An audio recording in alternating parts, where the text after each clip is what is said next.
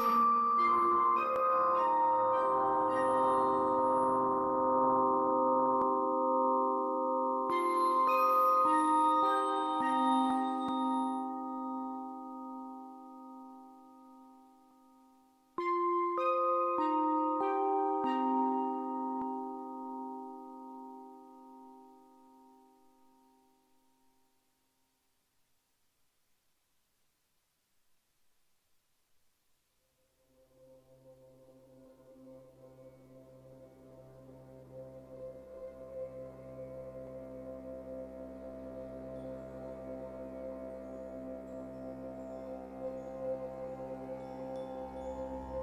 like to convene the Single Family Design Board for December 19th, 2022. May I have a roll call, please? Okay, for the last time, here we go. Chair Miller, Here. Vice Chair Kalas, Here. Board Member Arkalian, Here. Board Member Klein, Here. and Board Member Anderson will be absent today. Thank you. We have quorum. All right, thank you. Moving on to item A, public comment. Any member of the public may address the board for up to 2 minutes on any subject within this jurisdiction that is not scheduled on this agenda for a public discussion. Do we have anyone that would like to speak? Chair Miller, board members, we did receive 2 general public comments. They were distributed prior to the hearing.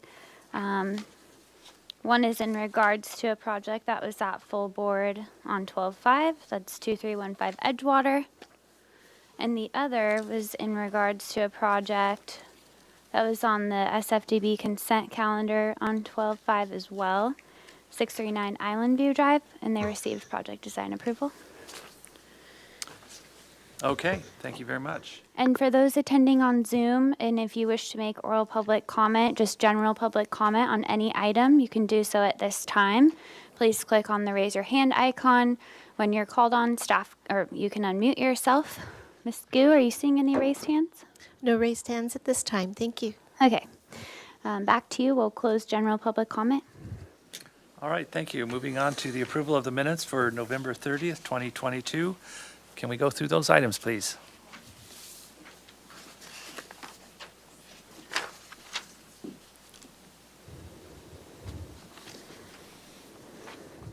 One, 229 Vista Del Mar Drive.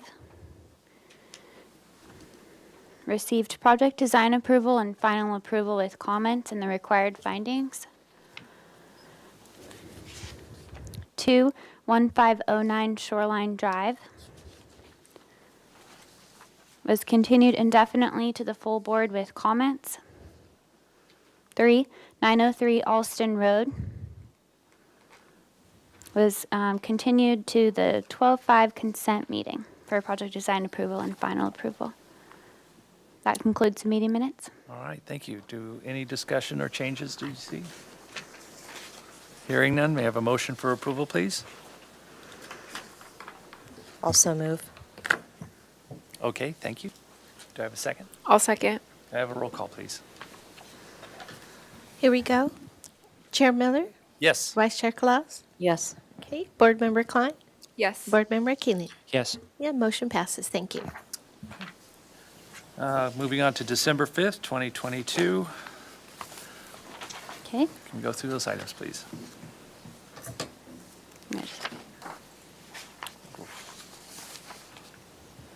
December 5th. 130 Camino Alto Road.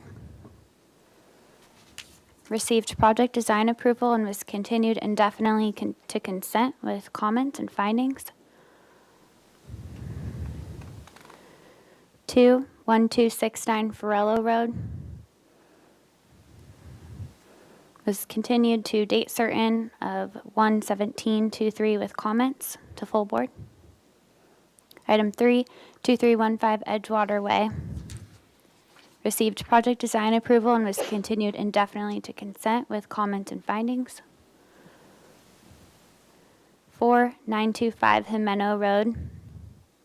Was continued indefinitely to consent with comments. That concludes the meeting minutes. All right, thank you. Any changes or comments? Hearing none, may I have a motion for approval, please? I'll move. Can I have a second? I'll second. Have a roll call, please? Here we go. Chair Miller, Yes. Vice Chair Kalas, Yes. Board Member Achillian? Yes. Board Member Klein? Yes. Okay, motion passes. Thank you. Okay, moving on to item C, approval of the consent calendar for December 12th, 2022. Can we go through those items, please? Item A, 132 Juana Maria Avenue. Received project design approval and final approval with a condition. B, 931 Calle Cortita. Received project design approval and final approval with findings. That concludes the meeting minutes. All right, thank you. Do I have a motion for approval? I'll move. You have a second? Second. Roll call, please. Here we go. Chair Miller? Yes. Vice Chair Claus? Yes. Okay. Board Member Achillian? Yes. Board Member Klein? Yes. Motion passes. Thank you. All right, consent calendar for December 19th, please.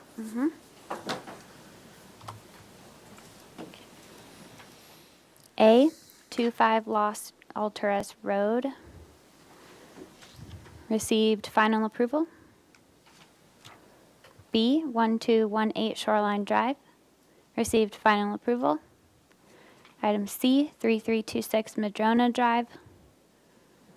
Received project design approval with findings. Item D, 812 De La Guerra Street.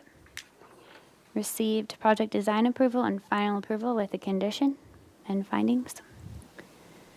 Item E, just East Calle Lorales. Received project design approval and final approval with a comment and the findings. That concludes the meeting minutes.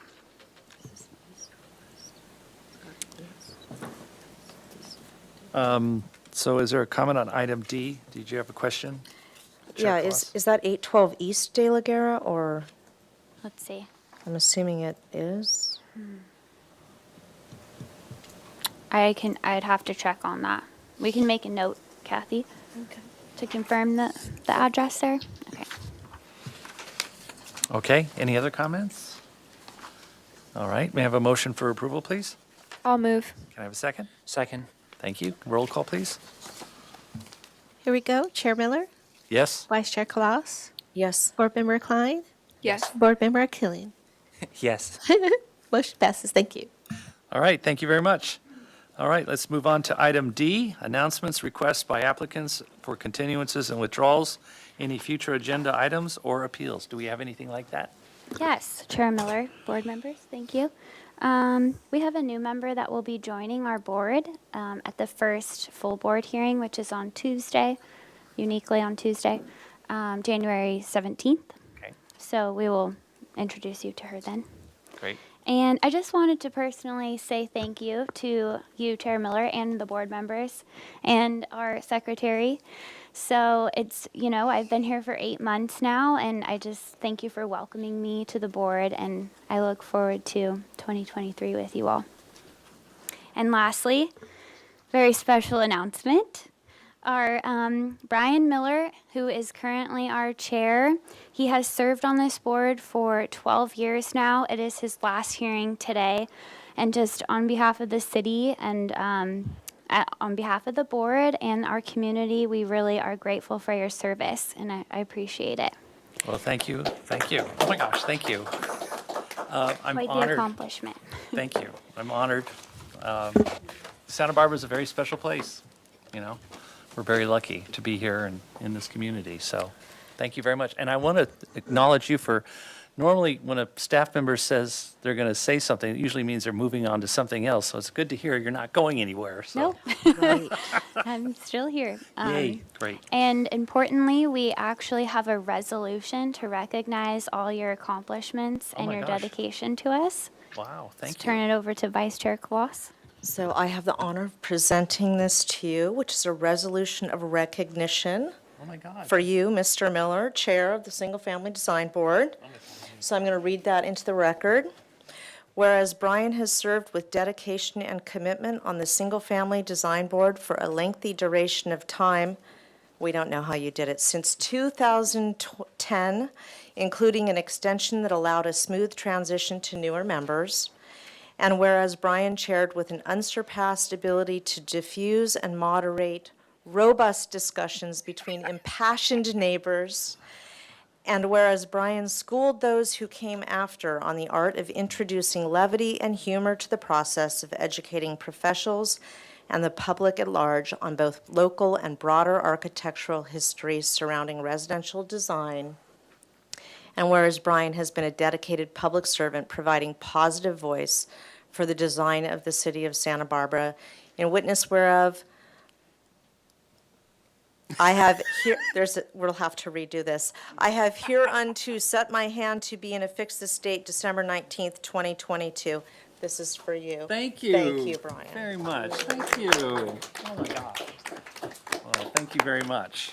That's really wonderful. And lastly, if the board members could adopt this resolution through a formal vote, please. All right, may I have a roll call, please? I'd like to make a motion that we adopt this resolution. I'll second. Can we have a roll call, please? Here we go. Vice Chair Claus, Yes. Board Member Klein, Yes. Board Member Killian, Yes. and Chair Miller.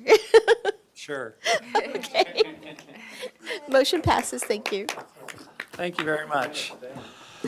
Okay, now I guess you're all out there like, oh, when are we going to get started here? Okay, so let's move on to the agenda items. We're on to item number 105 Mesa Lane. This is a continued item for concept review. This is a revised project description proposal for additions and a remodel to an existing 1,899 square foot, two-story, single-unit residence consisting of demolition of the existing garage and construction of a new 407 square foot attached garage, 542 square foot of first floor additions, and 827 square feet of second floor additions, including a 696 square foot accessory dwelling unit with a 71 square foot upper level deck. The proposed total of 3,479 square feet on a 9,117 square foot lot is 100% of the maximum required floor to lot area ratio. No final appealable decision will take place at this hearing. Neighborhood preservation findings will be required when the project is reviewed for project design approval.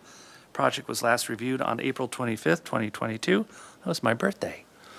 Yeah. Anyway, amazing. It's all about me. Do we have minutes to review, please?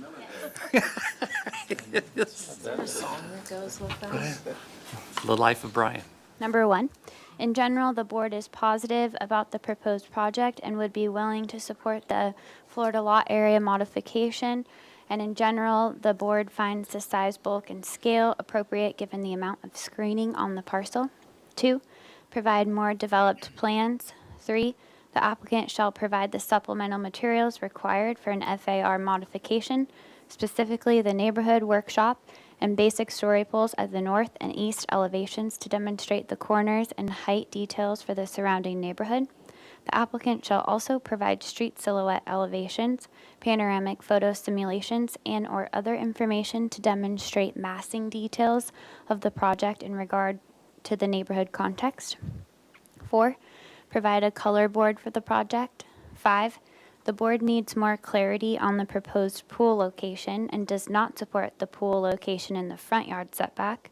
Study relocating the proposed pool to the rear yard. 6, provide more announcement or definition of entry along Mesa Road. 7, study the fenestration on the westerly elevation as it relates to the relationship between the head of the transoms and the lowest points of the fascia, and also the relationship of the fenestration to the outside corners of the structure itself. 8, study the proposed bamboo plantings on the landscape plan. All right, thank you very much. So if you could kind of go down that list and tell us how you address those. I will, items. definitely. Thank you very much, Brian. Bill Wolf with Pacific Architects. I'm here with Rob Fowler, landscape architect. So first thing on the list is we decided that we were going to actually, even though you were okay with the mass bulk and scale, we made it even smaller. How about that? Right. We wanted to bring it under or at the 100 FAR % mark, so we were able to do that, so we reduced the square footage to achieve that. And right off the bat, too, one of the things while I'm looking at the site plan here, too, is that we did remove the pool, so that was originally an issue, so we've taken the pool out. The footprint's more or less the same plan as what you saw before. It hasn't changed a whole lot. We do have a spa, but that's outside the setback now, so that's okay. Let's go to the next drawing set here.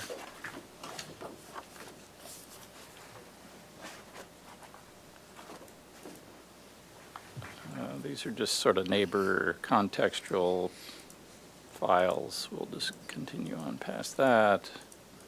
I'm going to try and hit the salient points. So what we ended up doing in terms of square footage was we reduced this area here, which was a gym, and we had laundry there, and we ended up moving the laundry into the garage, so without taking the 20 by 20 required square footage. So upper floor is still the ADU, stairs that come up the back, so that's all the same. We're rebuilding the garage because it was originally in the setback. That's, again, all the same as what was before.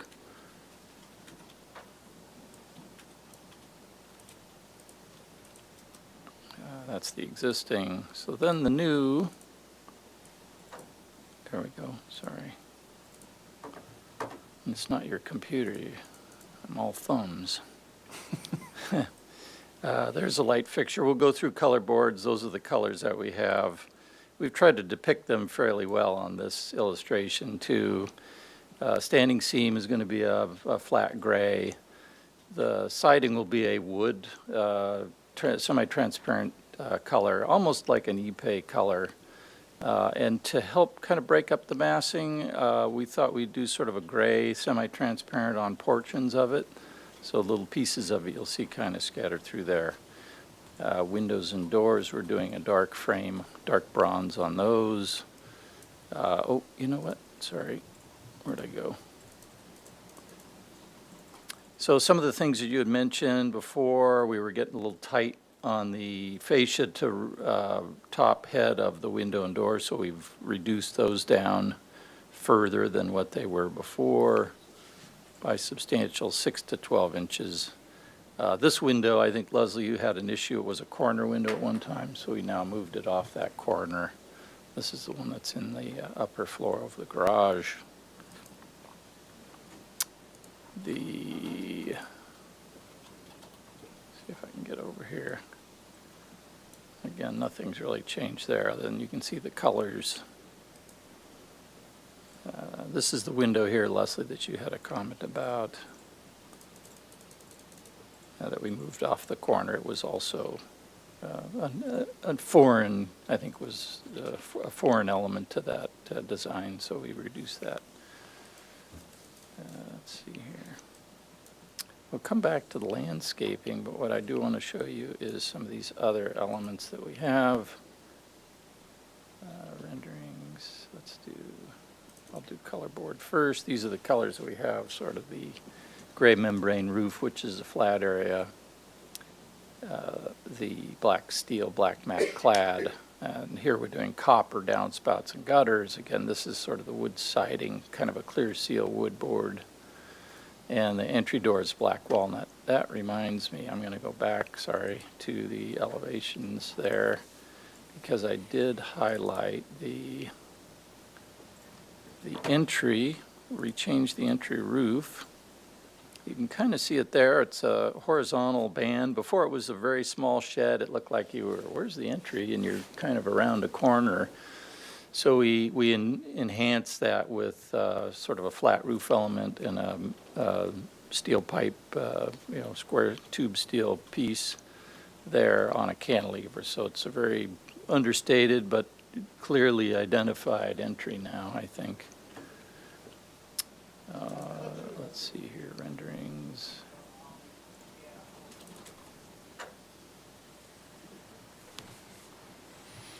There we go. You know what, I'm going to go to this other rendering here. I think this one is the one that,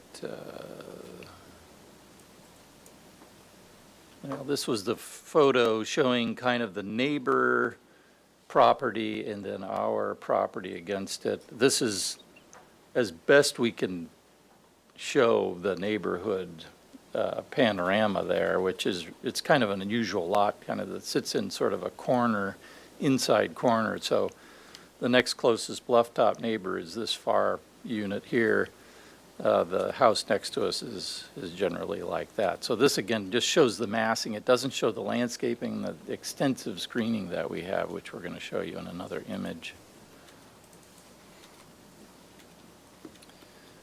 These kind of renderings show really the extent, and I've got Rob here who did an accurate, more accurate even than this drawing, rendering of the tree line and screening and landscaping that's happening out there now and that we're going to add. There, of course, is a median that runs down the middle of that road, which has tall eucalyptus trees, so you can kind of see that happening there. So it's fairly screened from the other side of the street, and then we're going to have, we have and are going to have quite a bit of landscaping along the front facade here. So there's very little building that you're going to see there. Oh, we did that one already. Do this one here. Here's some more renderings of the same kind of twisting around. Here's the front garage. We're going to have a fence, of course, in front of the property that's Ipe. There's existing fencing there now. And then there's a small break in that fence that creates kind of an entry, and I'll let Rob sort of show you how that works. Your drawings, Rob, though, where is that? Not seeing them.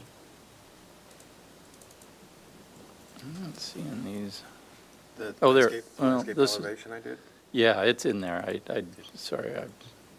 These just again showing, I ghosted the house because if I really wanted to show you anything, it'd just be really looking at a lot of trees. So I sort of superimposed the house over what is a lot of landscaping because otherwise you wouldn't see anything. So kind of gives you a context of what the neighborhood's doing in a photo montage there. Yeah, those ukes kind of create a pretty robust canopy for the Yeah. whole You can street. right see there. how much is covered just even with that one trunk that I'm showing.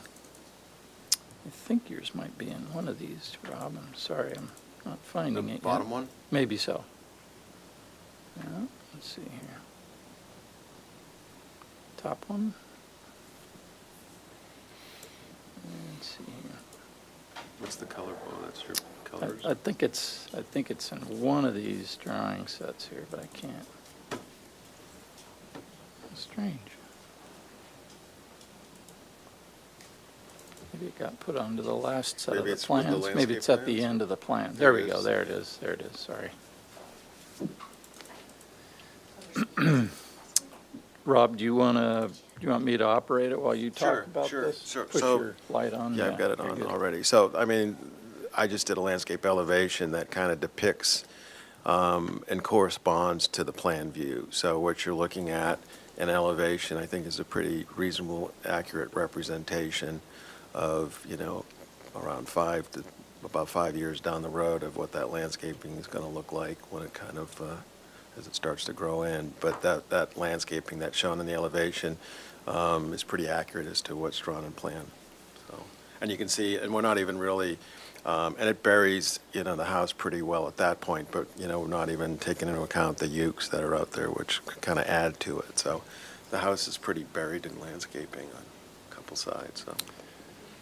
So we had some discussion early too about story poles. I think you had asked for that. And because we reduced the square footage and the size and the massing, we thought that maybe that would be okay not to do those. Had some discussion and it seemed like it would be okay if you're in favor of that, of Sure, course. and may I just interject? Sure. Kelly Broderson, sorry for being late, I was with Community Development. So I took over this project from Robert Dosulik, and this project is one that got caught between the FARs, when they weren't included in the FAR, the ADUs, and then it did get caught when they are now included in it. So prior, when this project, including the FAR, or including the ADR, including the ADU, Yeah, exceeded the FAR, acronym city here, I know. they needed an FAR mod. And when those findings are very hard to make based on the quorum needed or the voting from the SFDB. Also, they require story poles, and they also require a neighborhood workshop. Once the project is reduced to be below the FAR or at the max, those are not required anymore. So I met with the development review supervisor, And even though it was in the motion last time to have the story poles, they were only, we imagined that they were only in the motion because it was required due to the FAR mod. So this project does no longer require an FAR mod. It still does require planning commission for a coastal development permit. And if the board feels that story poles are still required, you can still ask for those, but staff just determined that now it's just basically a regular two-story house with an addition an ADU. So that's where we are. That's why we decided that we didn't make the applicant install story poles prior to today's hearing. Okay, so and just to clear up any confusion. So any motion today would be either to continue indefinitely or continue to planning commission. Got it. Thank you, Kelly, to add to that as well. We did actually send a letter out for the workshop prior to us knowing that we were going to decide to reduce the square footage. We received no response, no calls, no interest at all. We've now been here for our second time. Of course, we haven't given public comment option yet, but we haven't heard from anyone, haven't seen a letter. So Okay. that was the other reason why we thought, well, maybe they're Yeah. okay. So, did you have anything else to add, Rob? I think we've covered, did we cover all the items on the checklist there? I'm not sure. I don't have it in Entry. front of me. I'm sure the board will ask questions. Oh, colors we went through, light fixtures we have, down light, night sky compliant. Yeah, the vice chair's making notes, so I'm sure whatever Yeah. questions to be Yeah. answered, she'll ask it. Yeah, absolutely. Okay, good. That concludes our presentation. Thank you. All right, thank you very much. Did we get any public comment? Chair Miller, board members, Ms. Gu, can you please switch to my screen? We did not receive any written correspondence on this item, Okay. so we'll turn it over to Zoom. So those attending on Zoom who wish to make oral public comment, you can do so at this time. Select the raise your hand icon. Staff will call on you and you can unmute yourself. And while we're waiting for those on Zoom, if anyone attending in the audience here today wishes to make oral public comment on this item, you can do so. We would just ask that you fill out a speaker slip located in the back of the room there. Bring it up to us. You'd have 2 minutes to speak. So I'm not seeing anyone. Ms. Gu, do you see any raised hands on Zoom? I do not see any raised hands at this time. We do have one attendee, but he has not raised his hand yet. Thank you. Okay. So if you're attending on Zoom for this item, please use the raise your hand icon at this time. Still no? Okay. We will close public comment. Back to you. All right, thank you. I'll bring it back to the board for questions. Vice Chair Collas, do you have any questions, please? 2 questions. Can we see the north elevation, please?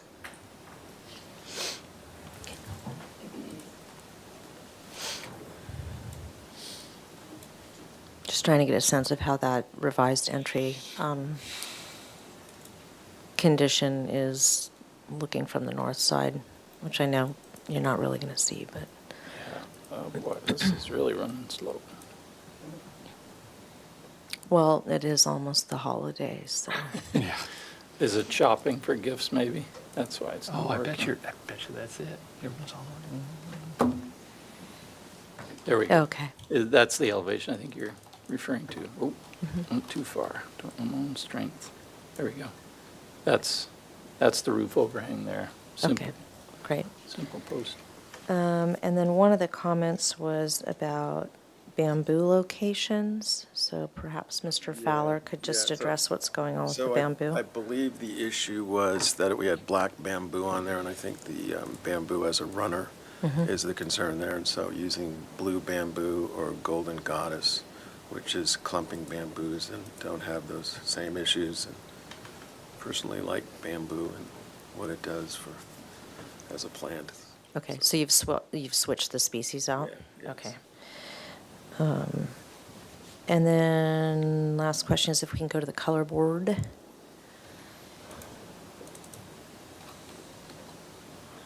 Okay.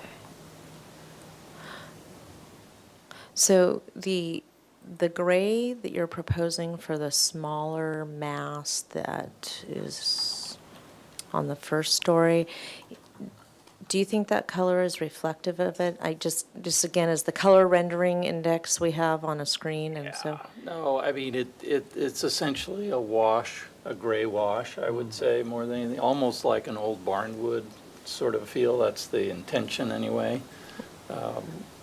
Not to, and semi-transparent, I still want to see the grain of the wood. coming Right. through on it. Okay, so not that dark, maybe something Not- more along the lines of like a It'd be maybe like a closer. weathered western Yeah, red exact- cedar or something. Exactly, a weathered cedar would be a perfect example for that, so, and I'd be happy to modify that. Okay, those are the only questions I had. Thank you. All right, thank you. Board Member Eric Killian, do you have any questions? I do. Can we go to the south elevation? Yeah. Page 11 of the PDF.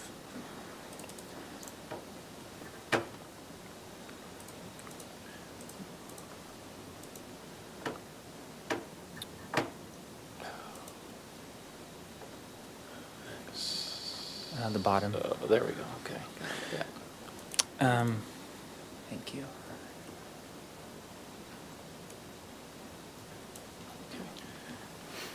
So, item 7 on the previous motion, I brought up about, studying the transom, the transom versus, and how that relates to the fascia above. Do This you- right here, this space. Right, particularly on the second floor, this one. This one here. It looks to me with that scale that the corner of that transom to the fascia is like about 10 inches. It's quite close. Were there any changes or considerations based on that motion point? We did. We actually reduced these all by at least 6 inches. It was even tighter than that. What I'm trying to do is balance sort of the lineup of the windows, the bifolds. Now, I could probably reduce that even more. It wouldn't be consistent throughout the rest of the house. And we've got some 8-foot window lines and 9-foot window lines. So it ends up, if I reduce that even more, it ends up changing the alignment of things. It's possible, if it really is still bothering you, that we could do that. Is it mostly just this one corner here? I mean, these two are fairly similar in the way they attack each other there. It's up to you. Yeah, I mean, we did make adjustments to it. We actually Right. made the doors narrower and dropped them from our last, so. Yeah, that's all I needed to know Okay. there. Yeah. And then for the, on the material, on the material Oh, legend, oh, so yeah. I noticed, so Ipe or Sapili was noted. Yes. So yes. it could be either one. It And- could be, it'd be based on price, probably. Apparently, ePay is harder to come by now lately because of us all using it. Apparently, the Sapili is more of a mahogany looking. It's got a little more red to it. So we'll probably make that judgment call, I guess. I don't know if we have to come back for final review from you. Hopefully, we'll have that decision made at that point. That's all the questions. Thanks. All right, thank you. Board Member Klein. Yes, just a few questions. Is there landscape lighting selected yet? No, have not done that. Would probably do that when I do CDs. Yeah, okay. And stormwater stuff hasn't happened yet? We haven't, we had started with, Joy Tosca had done our civil, and then after kind of going through the first round and realizing the level of review we needed, we thought, let's get through this and then go into stormwater. But there was some thought about where we're going to collect Yeah. and some basins and some rain gardens and bioswales. So we've got. It's part of our thinking for sure. Yeah. Sounds good. Last question is the pool equipment screening. Can you just walk me through how you're screening that? Yeah, let's look at that. It's the spa you're talking about. Yeah, the spa. And depending, Bill, I'll let you answer that, but depending if we end up the kind of spa we use, we may not even have any remote equipment. It might be an Yeah, it might be, built-in, yeah, so, but self-contained, I anyways, think we- is we left it just in probably what case. we're heading for. Sorry, I'm moving like a snail on this thing here. It's over there somewhere. Is it against the driveway, right? It's to the right. There it is, There it right is, there, yeah. Right now, the way you're showing it is just a wood fence around it, so in terms of, so the one thing to remember, this is a road driveway access, so it's not against property. The neighbors got a garage then right off of this, and then their house is facing to the front, so certainly we're close to our property line, although our property line's at the street or in the street, in the driveway. So I don't know how we would have to look at the decibel ratings for that. Do you still go to property line? Yeah, so we would make sure that it would meet the 54, is that sound. what it is? Yeah, 53, 54 decibel max. Okay, thanks. Those are my only questions. I have a question, because Ipe is brought up a lot. What is Ipe? What is it made of? It's a wood, it's a. Type of wood? Yeah, it's a type of wood. It's a dark, very hard wood that you, yeah, it Teak. looks like teak. Yeah, it's a perfect example. So of it. Ipe is the species of It's a wood? species of wood. Got it. Yeah. And Very then, dense, very dense wood, heavy, Yeah. it's very heavy. and- Oh, yeah. Drills and saw You blades can that go literally through. tap it, just like a piece of metal. You can tap well, it. where's it come from? It's, Pacific, isn't Pacific Rim? kind of something stuff? like that. Interesting. It's one of the few woods that actually meets the high fire too. So just to use it as a deck or a surface on the exterior, you don't need to treat it. And so this other wood you mentioned, what is that? That's a new wood that I was introduced to from the folks over at Architectural Millwork, which is apparently more sustainable, I guess, and it looks more like mahogany though. It would be So- great if you could bring in samples Yeah. just to edify us. Absolutely, yeah. The spa equipment, since you're only using a spa, it would seem, That we don't need it. right, you don't Right. need the Don't need the equipment. I equipment, don't just see why, unless put it's it a self. custom-made ceramic tile Yeah, with well, concrete and, Yeah, and I think it'll probably end up being some kind of a portable. Drop-in. Electric portable Yeah. spa when it's all said and done, but I think it was a holdover from the pool, and then we thought, well, if we did a gunite spa, then we at least have a location for it, so if anything, it'll get better, and we'll have more landscaping to replace it. okay, all right, got it. Well, those were my only questions. I'll bring it back for comments. Vice Chair Colas, do you have any comments? No, I'm happy to see the pool out of the front yard. I think that's actually a good thing. I have images of high schoolers hopping the fence on their way down 1,000 steps in the middle of the night. So I think that's a good thing, and appreciate the change of species on the bamboo. And I know that it's not required, but I don't see the need for story poles. I feel comfortable with the neighborhood silhouettes that have been provided. It is a unique location in that it has that sort of easement driveway. And I think relative to the property to the north of it, it's reasonable in terms of its height and scale. And I think the color scheme it's nice, it's natural. I think it'll sort of fade away. So I'm comfortable with where this is at and moving it on. All right, thank you. Board Member Arkelian. Appreciate the presentation, and addressing many points of our motion, bringing down the FAR. I am in support with Chair Miller. I would like to see a material sample of the Ipe and the sapele. I'm concerned about the hue that the sapele gives off. And, there's going to be a lot of this hue, and that's going to go across the second story in a very prominent area of the Mesa, on Mesa Lane. So it would be helpful to see that. If it can be in a neutral, quiet hue, that would be appreciated. And I in support of Vice Chair Colossus' comments, appreciate the removal of the pool. I believe the project should be moved to the consent calendar for next time. And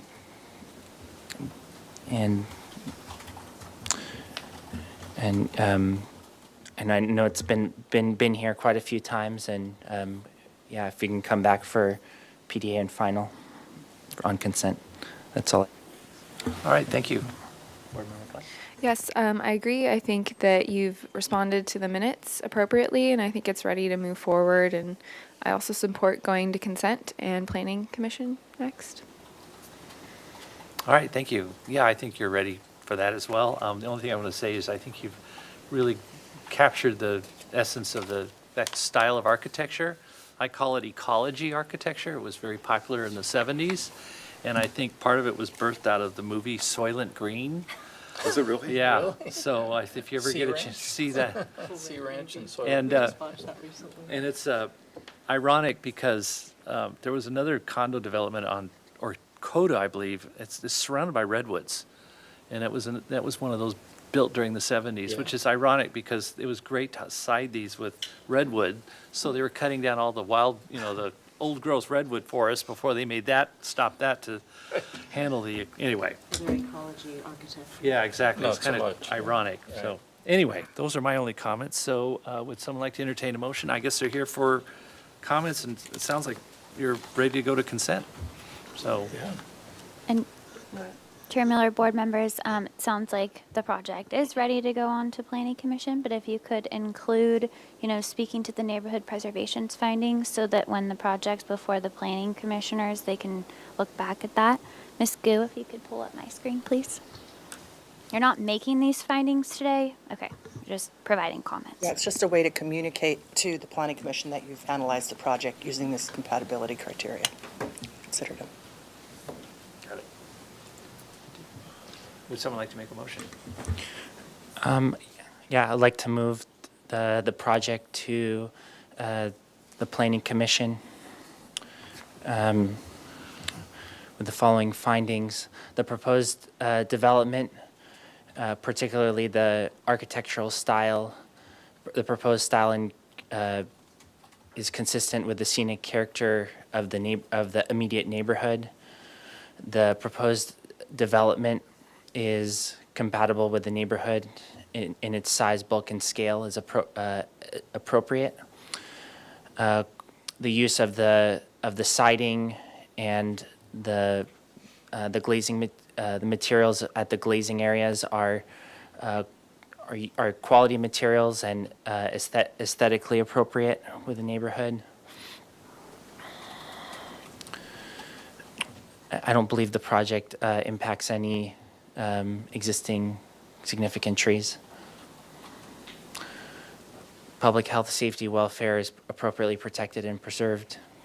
The applicant has performed a neighborhood workshop and has demonstrated that the project complies with our good neighbor guidelines regarding privacy, landscape, noise, and lighting. The development, including the proposed structures, preserve significant scenic views. That's it. Board Member Arkillian, if we could consider striking the neighborhood workshop. I understand that was a potential effort, but it did not take place. Oh, it did not? Yeah. Excuse me. Invitations were sent out, but no one replied, so they. Oh, it didn't actually happen. Okay. Have a workshop with nobody there. Oh, you had a party and no one showed up. You made an effort to invite, so, yeah. And did you want to include providing a physical sample of the wood material? Oh, thank you. Yeah, for the applicant to come back with the proposed siding materials and including the realistic colors variations.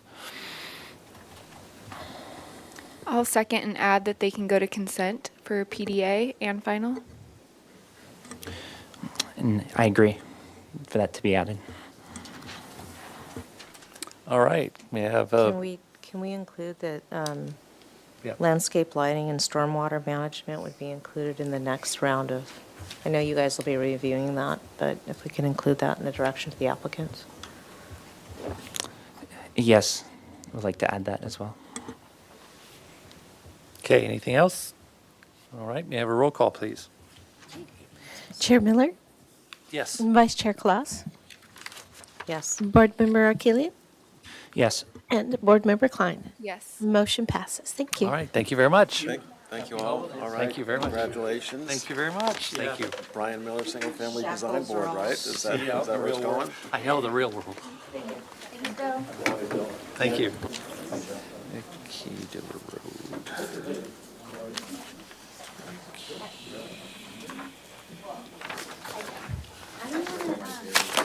Yeah, I don't know if your computer, it doesn't like when a lot of PDFs are open, so I just have your drawings and then. I don't know which one. Here we are. All right, moving on to item 2, 1322 Dover Road.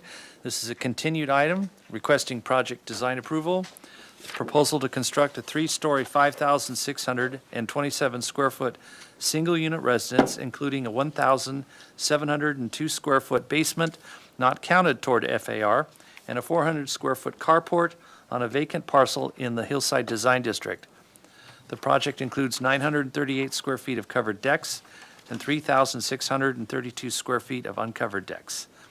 The project site contains an existing pool and driveway. The proposed total of 6,027 square feet of development on a 40,027 square foot lot is 122% of the maximum guideline floor to lot area ratio. Project design approval is requested. Neighborhood preservation findings and Hillside Design District and slope lot findings are required. Project was last reviewed October 10th, 2022. Can we see those minutes, please? Hi. Oh, you're the one that wrote. Number 1, provide additional comparison studies between the previous Neutra residence and the proposed square footage per floor. Specifically, provide an FAR analysis table on the cover sheet. 2, reduce the size of the proposed covered and uncovered decks to be more compatible with the neighborhood. 3, provide an FAR study of immediate adjacent properties. 4, in general, the board is struggling with the perceived size and bulk of the proposed project, particularly due to the square footage of the exterior spaces, such as the proposed decks. 5, consider removal of the third-story element. 6, restudy the proposed detached garage design and consider whether it should be attached to the residence and whether it is appropriate to the architectural style of the residence. 7, restudy the size of the covered and uncovered decks in terms of the immediate neighborhood examples. All right, thank you. Vice Chair Kalas, did you review the video of the project? Right? Because it looks like you were not in attendance. Oh, you were there? Looks like. No, Klein, I'm Yes, sorry. yes. Yeah, Yeah, that, all right, sorry. All right, thank you. You've reviewed, Ms. Klein? Okay, great. I do have some brief staff comments regarding this item.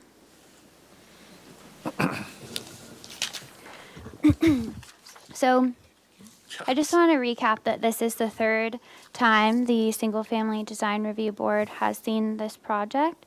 The project was deemed complete from planning in all departments and cleared to receive project design approval on November 29th. Therefore, we need an action by February 27th to be in accordance with the Permit Streamline Act. And I'd like to highlight some significant project changes since the last review on October 10th. Most notable, the proposed detached 400 square foot garage closest to the westerly neighbor has been removed from the project scope. And the applicant worked extensively with myself and zoning staff to confirm that the proposed basement square footage does not count toward the applicable FAR as reflected in the project description. And they also, the applicant worked extensively with the design review and historic preservation supervisor, Ellen Kokinda, and myself. We've had a few formal meetings now, lots of emails back and forth, and we do feel that the applicant has responded to the previous SFDB comments and to comply with the single-family residence guidelines, particularly keeping the neighbors in mind. So and they'll speak to that. They have many exhibits that they've provided us. And then in closing, I just want to recognize that this is a large parcel for the city. It's at nearly 1 acre. To the north, it's that particular portion of the parcel is undevelopable. It's due to topography. Beyond that is a park. To the south of the parcel, there's a Dover Road. Beyond that is a residence in another park. So just again, due to the parcel square footage, it is a guideline FAR. So I will turn it over to the applicant. All right, thank you very much. Thank you, Holly. Hi. Hi, happy holidays, everybody. Congratulations on completing your tenure. Thank you very much. It's exciting. I guess. Very good. I wanted to introduce, this is Barbara Joe. She's one of the owners. Very nice to Her meet husband you. couldn't make it today. All right, thank you for being here. Okay. I was going to list the changes since last Yeah. meeting, but Holly did a great job. Essentially, it's the garage was removed. That was adjacent to the neighbor towards the west, so that's completely removed, eliminating that comment. And then on the top floor, we actually reduced the square footage of covered deck space by 938 square feet. That wasn't mentioned, but that's significant with regards to our previous meeting. So I'll just dive in here. So the primary discussion in the last design review meeting was the quote perceived size and bulk of the project. Today I will be primarily speaking to this topic by presenting photo studies, FAR and floor area comparison studies, as well as view and sightline studies. To provide context in my presentation regarding the project size, I wanted to pull up the Neighborhood Compatibility Guidelines reference to quote size and bulk to better understand what is meant by project size as it relates to this design review board hearing. So here in the Hillside Design District findings, they outline building scale as the following. The development maintains a scale and form that blends with the hillside by minimizing the visual appearance of the structures and the overall height of structures. In my presentation, I will show how we satisfy this finding by stepping our project back with the natural topography. Additionally, the single-family residence design guidelines includes the following in their definition of volume, bulk, massing, and scale related to second-story decks in particular, where it says, do wall elements, guardrails, furniture, or outdoor fireplaces contribute to the project? I will show in my presentation that we have stepped back the second story to reduce the perceived bulk of the project as quoted here, and thus satisfying this finding as well. Important to note that in either of these excerpts to project size is there a specific reference to square footage numbers, but rather than a perception of volume, bulk, massing, and scale.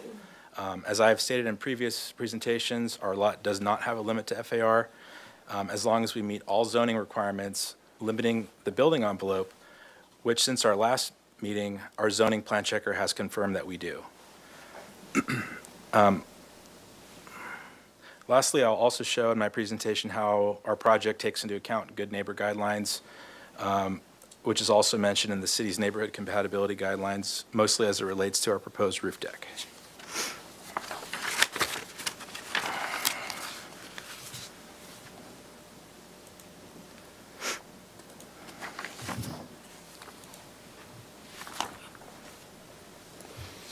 Zoom out a little bit. Okay, so I'd like to start off in presenting the floor area ratio neighborhood study, which was requested by a board member in the last meeting. Important to note here that the board requested I focus mainly on the immediate neighbors, which I have done so in this study. So as you can see in this diagram going from the top of Dover Hill all the way to the end of Dover Road. And interestingly enough, you can see based on the FAR numbers, our project is actually currently designed at, as it currently is designed, is actually 1.55% less than the average FAR on this block. The highest FAR is 22.2% at 1300 Dover Hill Road, and the lowest FAR is 5.4% FAR at 1410 Dover Road. As this study proves, our project is compatible with the neighborhood size as defined by floor to lot ratios.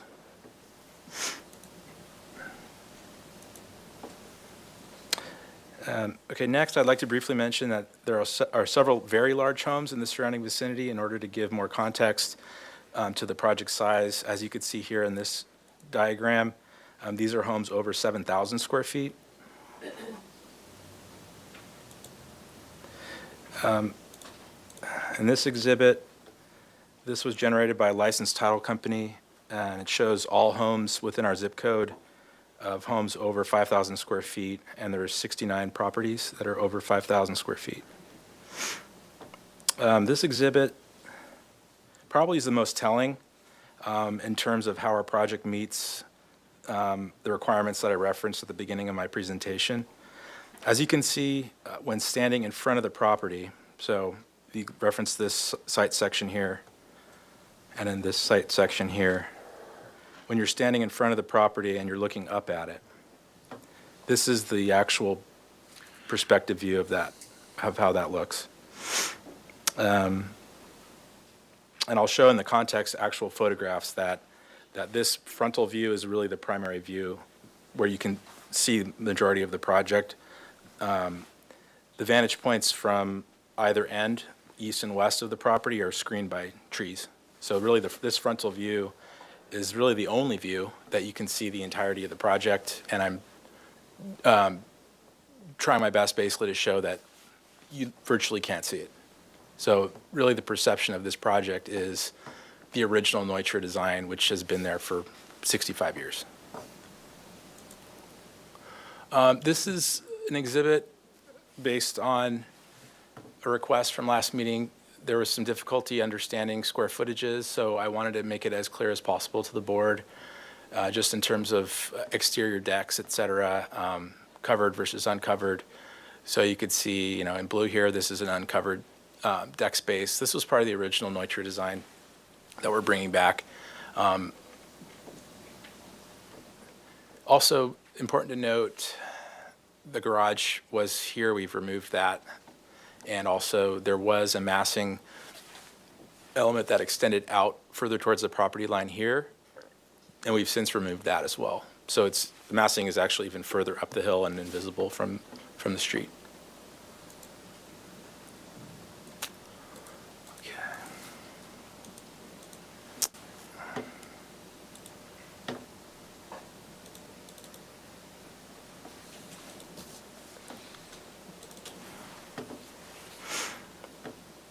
Okay, so this is a photo study showing the appearance of the property from the street as you were walking by or driving by.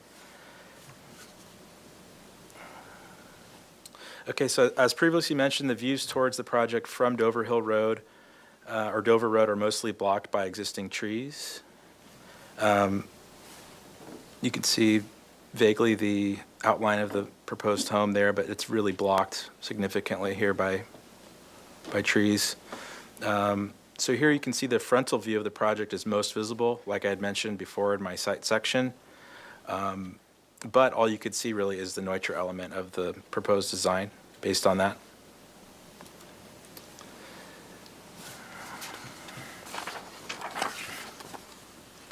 Okay, I would say this is probably the most dominant vantage point. So as you approach the project site at the intersection of Dover Hill and Dover Road, you're getting closer to the top of the hill and you're presented with the project. But as you can see, there's a large eucalyptus tree that virtually blocks the entire view. Until you get very, very close, which is what the rendering shows, can you appreciate the architecture. So the site is, I would say, more than most sites, it's incredibly well screened. This does show a sliver of the project where it would become visible from Dover Hill Road. And obviously, as you go up the driveway, the project becomes more visible. Okay, so just speaking to the neighborhood compatibility and context in terms of the architecture. So this is actually the house immediately to the west. And significantly, this house was built in 1963. It's actually been deemed a structure of merit as the Eisberg House, for being an example of mid-century modern architecture, which is exactly what we're bringing back to the Neutra property. And in fact, I think this project, when it was designed, it was actually designed to mimic the Neutra project. So there's a clear line you could draw between what we're doing and the neighborhood As an context. homage. As an homage, exactly. And then just to show, excuse me, the property to the east, 1316 Dover Hill Road was built in 1976, and although not architecturally significant, the architectural style is in line with the mid-century modern seen in both the original Neutra home that burnt down and 1400 Dover Road that I just showed. Also, I thought it was interesting to note there is a large deck here that they have, and it's very close to the property line. Same with this neighbor also has a deck, and it's very, very close to the property line.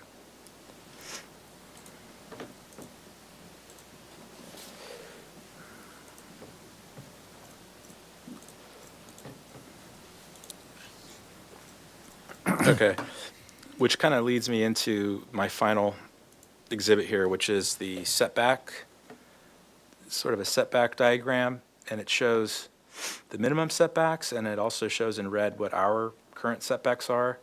And as you could tell, we're quadrupling or even more than the minimum required setbacks. So I think some of the comments regarding the decks and adjacency might be, more clarified with this in mind, where, we are a great distance above the street and we're a great distance away from our neighbors. And we've designed it in such a way where we know we're proposing, a substantial amount of outdoor space, which Barbara will speak to in a public comment after my presentation.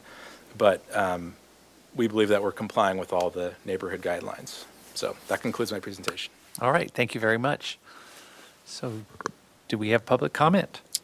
Chair Miller, board members, we did not we did receive one written correspondence on this item. It is the property owner, Barbara Joe. She's here today, and I'm happy to read in her public comment, or someone else can. Okay, so we'll get to. Go up to the podium if you could, that'd be great. And so you'll have 2 minutes to read the letter into the record, please. Just a moment. I want to get the timer pulled up, too. Can you switch over? She will. Perhaps staff could stop the clock from the applicant so that they have that available to them. Whenever you're ready. Okay, thank you. So these are Barbara's comments, the owner. My name is Barbara Jo Carr, and I am the owner of the property. Before the Richard Neutra home burnt down, my husband and I would often drive past and admire the property. I always marveled at the glass facade and imagined how amazing the views would be from inside. After we decided to purchase the property, I became very excited to recreate that exact same glass facade. Also, I wanted to preserve the integrity of the architecture as closely as possible. Our architect worked with us and designed a home that brought back the look of the Neutra architecture, with some additions and interior changes that would not upset the original appearance. First, the kitchen was too small in the original home, so we opened up the floor plan. One thing I really like with the design is the use of the indoor-outdoor spaces on the top floor.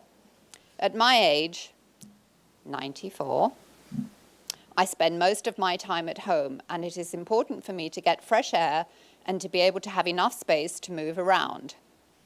The flat area of the deck space allows me to be outdoors and get my exercise while feeling uplifted by the beautiful views.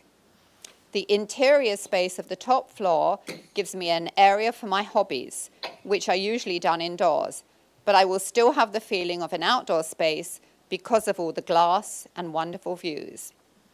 We have consulted with the Neutra Institute in Los Angeles, and they were delighted to visit the site twice and were more than happy with the plans we proposed. Regarding the permits, I have followed the design review meetings closely. My architect has provided ample information on how our design meets the city requirements, including its size. We find our design is very respectful of our neighbors' properties and the neighborhood as a whole. Our exterior decks do not overlook any of the neighbors' private spaces, nor do any of the neighbors look onto our decks or yard. Furthermore, we do not block any views of any neighbors whatsoever. Once we have completed the house, it will look exactly as it had for over 65 years. We are not obliged to rebuild the Neutra design, as the home was never given historical status by the city, but are excited to have the chance to restore the house to its former glory. Given we are taking it upon ourselves to bring back the Neutra design, and based on the merits of the design elements we have added, I believe the community and the Design Review Board should be thrilled about us bringing back the original appearance of the property, and we would like to see our project approved. Thank you, Barbara Jo Carr.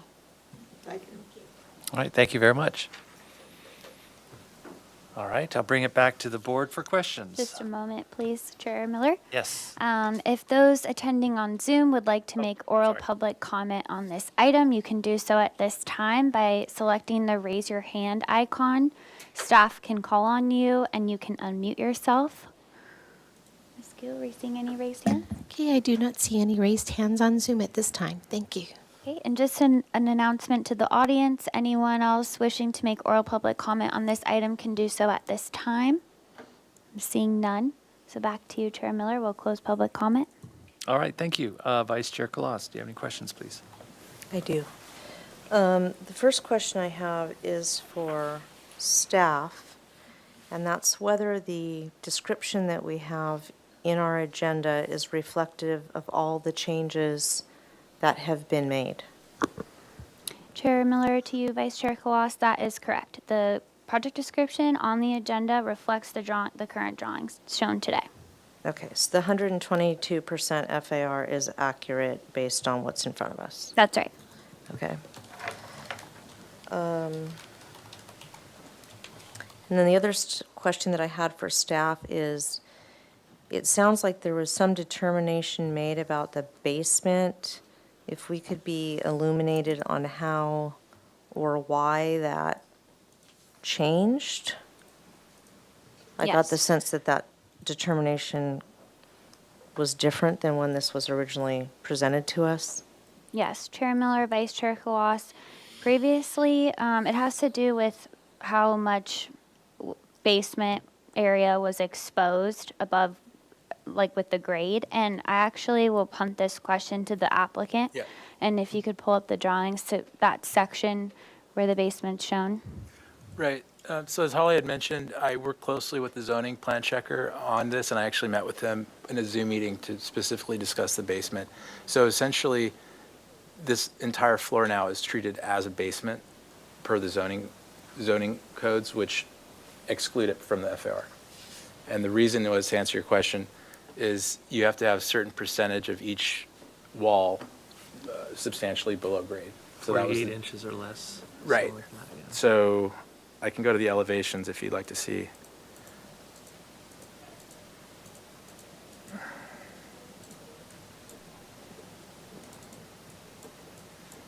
So there's a maximum of 12 feet that can be exposed for a basement wall. The remaining walls need to be a minimum of 4 feet from the, from natural grade to the ceiling. So we've met those criteria, so now our basement is truly a basement. Okay, so do you have a section that's cutting through that short retaining wall that demonstrates that?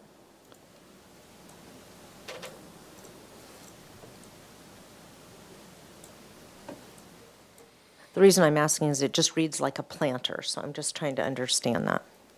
Yeah, and that was discussed with the zoning plan checker. The distance from the building to the edge of the planter was significant, and I can't remember the exact distance that he had required so that it wasn't classified as a planter, but we specifically discussed that. Okay. So he's basically, he was also aware of that, and he deemed it, based on our design, that it is actually considered grade and not a planter. Okay. The sections, unfortunately, that I'm seeing here don't They're probably exactly cut to show the what you're west of asking. that, yeah. Okay.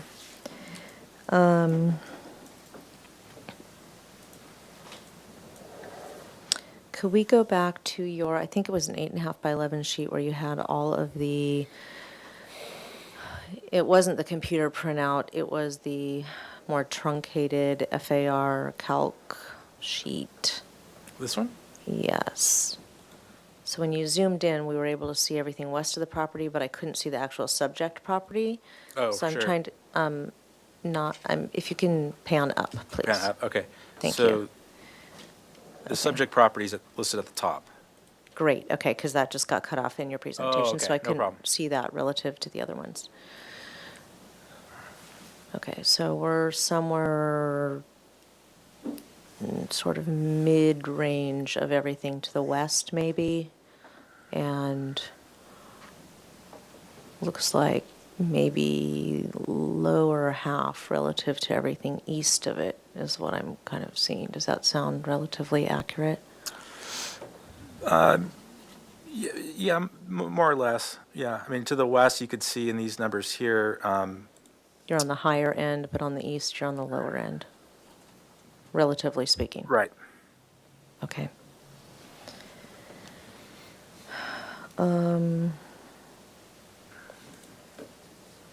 So And then we're you- basically right at the average, the middle point.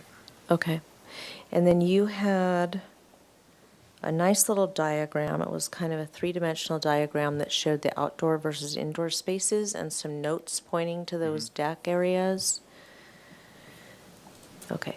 So are these color-coded by, does the pink delineate something versus the blue versus the beige? No, it matches the note. So if you go by the note, so the red note matches the red area, the blue note matches the blue area, et cetera.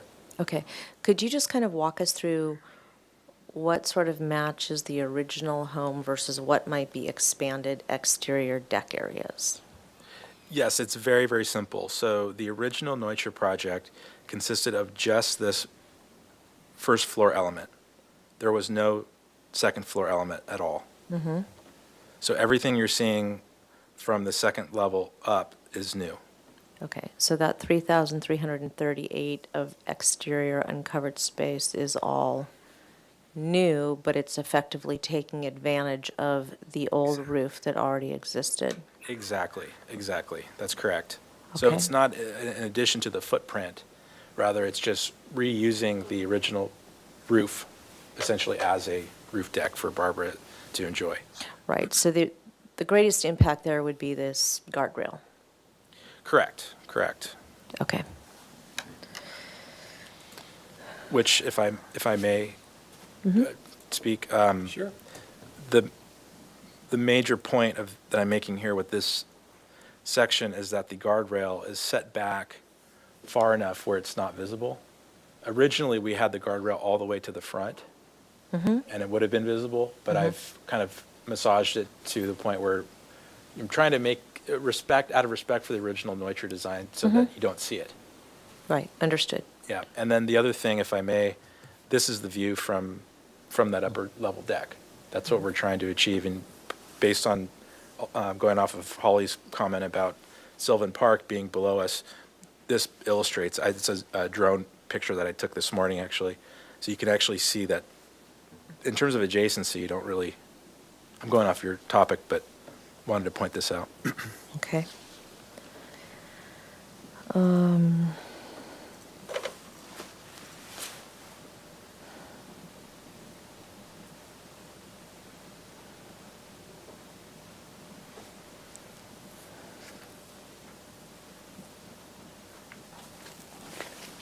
If we can look at the floor plan and/or I'm assuming it shows the outdoor areas on the original first floor, the second floor, what is now the middle level, we'll call it.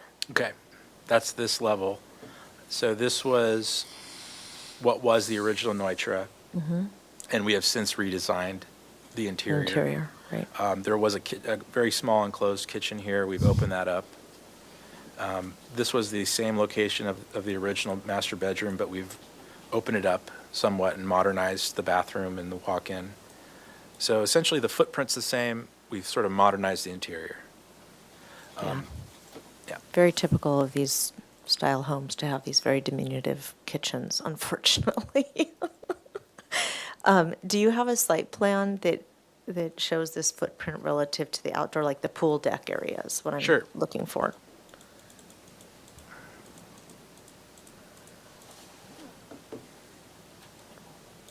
So I can show you the landscape plan. So this is the pool deck. What we're proposing is actually turf, all the way up until the pool coping.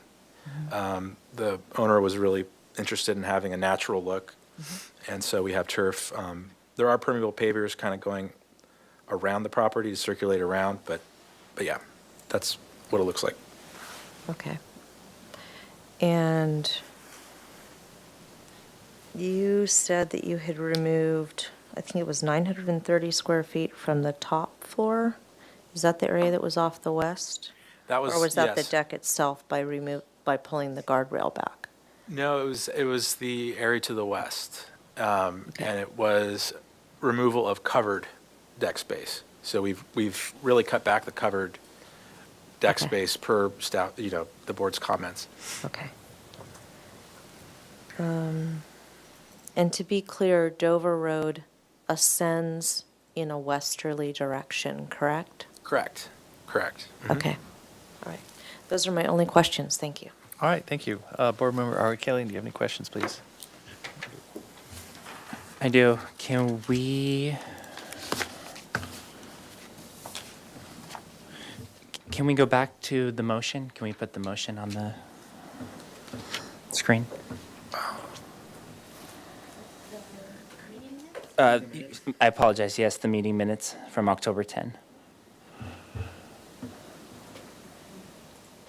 So item 1 was comparison studies between the previous Neutra residence square footage per floor.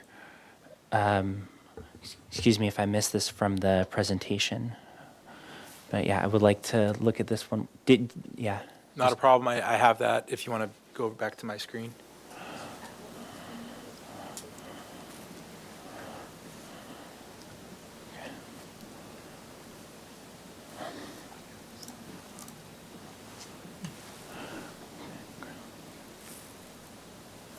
Okay, thank you. Sure.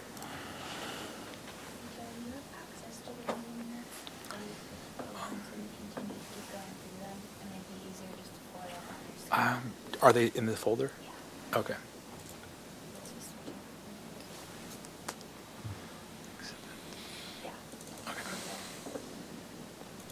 Was that the only question you had, or? I do. Can we go to the minutes, please?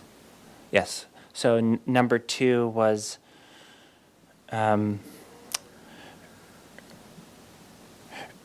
restudy, or actually, reduce the size of the proposed covered and uncovered decks to be more compatible with the neighborhood. I appreciate you providing, the photos of the decks nearby. Were you able, I'm looking at, and I also appreciate the color-coded deck study. I'm seeing a 3,300 square foot deck on the second floor. Were there similar examples of decks of that size, So, nearby? in response to that, it's really impossible for me to know the square footage of decks in the neighborhood. That's not public knowledge. I didn't visually observe any decks. But really, the point here, and the point of my whole presentation, is that the actual number that you're looking at, I know you're focusing on numbers, you said that in the last meeting, but what's important to note is that we're looking at the perceived size, bulk, and scale, which is actually taken directly from the guideline, not the square footage number. Totally. Right. And so that's why what I'm trying to present is the perception of the project from various vantage points, showing the sections, et cetera. Unfortunately, I wish I could answer your question more directly in terms of, there's A, B, and C decks in the neighborhood, and these are the sizes, but, unfortunately, I don't have that info. Appreciate that. That's all I have. Thank you. All right, thank you. Board Member Klein, questions? Just one question. Do you have a spec for the permeable pavers yet? Let me see.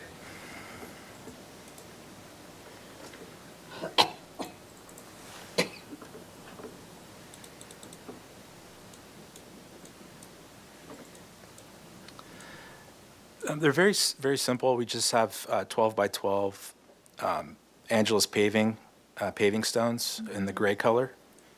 And then I believe we have there should be a detail. Well, for the next meeting, I can bring a permeable detail. Yeah, I'm familiar with that one. Okay. There's only a handful. Right. Thank We you. just want to do very simple, understated Yeah. sort of thing. The modern. Yeah. Thank you. I'm looking at the size, bulk, and scale and the relationship to the property. It astounds me that you're at 122% FAR because it visually doesn't look that at all. So it's kind of weird. I don't quite know how you get such a high number. If I can speak to that. Yeah, of course. So that's why I think there's been this disconnect in Yeah. our meetings together, because the actual number, Yeah. the guideline number, I'm also confused by that number. If you look at strictly the floor area ratio, as architects define it, which is the size of the home divided by the size of the lot. Exactly. You could see that we're very much with in a reasonable number. course. We're right in the exact center. So this guideline number in our situation is throwing off the conversation, in our view. And to my point about, there's no FAR limit, I think that's probably why when you get over a certain size, this guideline number might start to go skewy. I'm not sure, but Okay. I agree with you, and I Well, don't have an answer. I do know FARs were sort of created back with compacted lots, and we didn't want McMansions, like Right. bang, bang, bang, Right. bang. Right. And that's kind of where that FAR issue came up, because it was important to keep that. Whereas in this case, it's just kind of, it's counterintuitive, the appropriate word to use. But I guess my question following that, because you are over 100%, does that mean you're required to have story poles? Chair Miller, board members, the project's not required to provide the FAR supplementals as it is just a guideline project. All right. If it was a required FAR, it would be different. Okay, thank you. Those are my only questions, so I'll bring it back for comments. Vice Chair Kalas, do you have any comments, please? Yeah, I'm really happy to see the garage removed. And I think that the removal of the covered area on the west helps the massing significantly, because one of the photos or one of the renderings that I think it was the photo that you took from Dover Road looking at the property, it's a little bit, trying to parse my words carefully here, it's a little bit, I don't think it really represents in the best manner the way that you would read this, because the way I read this flat photo, it makes it feel like Dover Road is descending towards us in the photo. It's just it's just the perspective of the photo. And so I think that, the reality is that you're up at a higher level there as you ascend Dover Road, which is why I asked that question. And I think the fact that there was covered space on that west side made this feel larger than, in fact, it is, just because there was, however many 100 square feet covered there. So removing that covered area, even though it's still usable deck space, I think was significant, at least in my mind, for how this reads. I'm really excited to see this house rebuilt too, because I remember I've driven by this house many times and was just like, this is so magnificent, and the artwork that was out front and inside of it. And I actually drove by the day after this burned down and just kind of mourned the loss of it. So I'm really excited that somebody's actually rebuilding this. And I'm happy to see that you're looking at using some turf or something more soft around the pool. I think that will help also sort of, I think it will help it blend into its site a little bit more naturally than it does currently. So I think the changes are positive, and although it's a higher FAR than I would typically support, I don't think that the third floor is going to read significantly from Dover, and I think you've stepped it back and have been respectful of the original intent of the architecture. All right, thank you. Board Member Arkelian.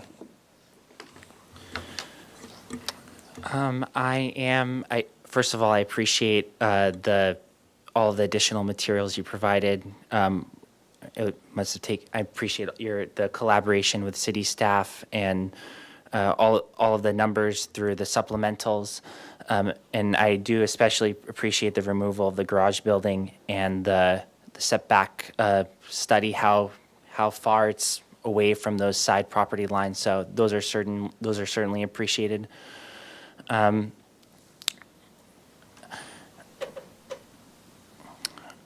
I am struggling with the size of the exterior deck still, but I'm just one board member, which is this is in terms of neighborhood compatibility. I've driven by this site in the past week and tried to study other decks. They are difficult to see, obviously. But just the magnitude of the decks is a bit of a struggle. But again, I'm just one board member. There's other board members that, if you get the approval from the rest, it's the project will move forward. That's all I have. Thank you. Okay. So I think that the FAR is fine because it's a large site, and I think you've done a really good job of stepping back and working with the topography of the site. There's no privacy issues. There's no public views being impacted. It aligns with all of our guidelines in that aspect. And then just one comment and suggestion. The permeable pavers that you spec'd, I think, are a good selection, but if you wanted something without the gap in it, there's another spec that you can do. It's a hydroflow paver, or the paver itself, and it's the same kind of spec. Unity Church has it on Arriaga, if you wanted to drive by. Just a suggestion. And I think it's ready for PDA today. All right, thank you. Yeah, I think you've done your homework. I think it's going to be a great project. I loved your letter, by the way. It's wonderful. Very inspiring. Congratulations. I have their vision, so Carol is my assistant. She's my reader, my driver, and everything. Very good. All right. Well, and as far, and this helps Ari Kaline, I understand his concern about the size of the decks. They're all guidelines. They're not requirements. And the context of the decks is for privacy issues, especially, again, if it was in a neighborhood where all the houses are real close together. Mm-hmm. They don't want party decks. Right. But in the issue, it's like if it's less than 15 feet from the property line, then they recommend that the deck be greatly reduced or removed. Whereas the closest ones here is you have 63 feet on one side and 40 feet on the other. The context of this, of the property being on the side of a hill, even if you were having a party up there, I think it would be great. I think she could throw a great Barbara likes and I better get the invited. party, so. But to be that as it may, I think in this context, in the design guidelines, I think you're well within the parameters of the size of your deck. I don't have any problem with that whatsoever. So yeah, I think you're definitely ready to move on. So who would like to entertain a motion, please? I'll move for project design approval with the following findings.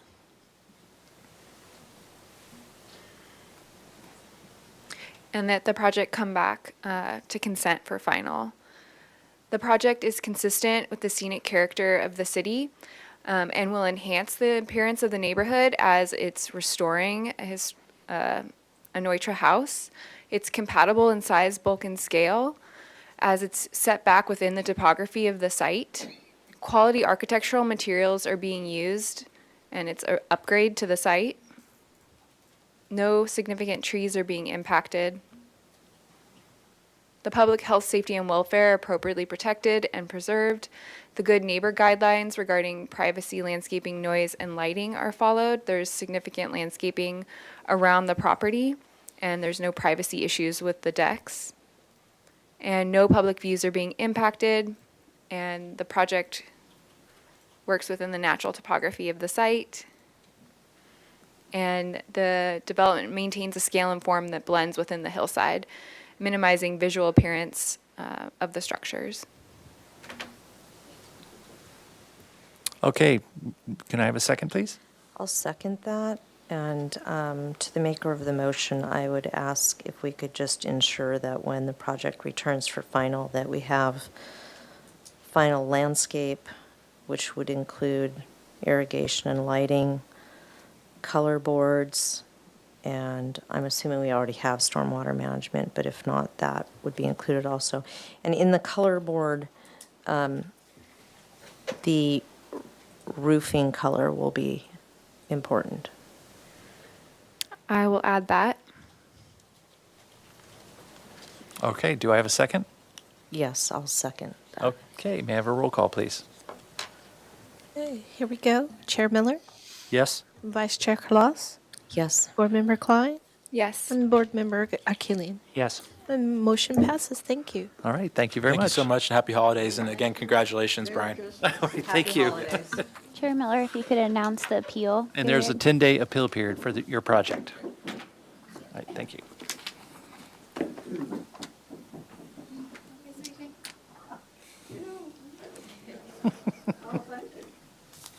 I'm going to cry. Okay. Okay, moving on to item 3, 1336 Shoreline Drive. It's a continued item requesting project design approval. The proposal to demolish an existing single-unit residence and garage and construct a new two-story single-unit residence with a basement, garage, and attached standard accessory dwelling unit. The new residence would be 2,014 square feet plus a 1,126 square foot basement and a 453 square foot attached garage. The attached ADU would be 427 square feet plus a 578 square foot basement. The project also proposes to relocate the driveway and pedestrian access from Shoreline Drive to San Rafael Avenue. Planning Commission approved a coastal development permit as the property is located in both the appealable and non-appealable jurisdictions of the coastal zone. How can you do that? Anyway, the proposed total of 2,894 square feet on a 6,948 square foot lot is 99% of the maximum required floor-to-lot area ratio. Project design approval is requested. Neighborhood preservation findings are required. Project was last reviewed July 18th, 2022. Do we have minutes from the previous meeting, please? I reviewed the video, by the way. Great, thank you. Yes.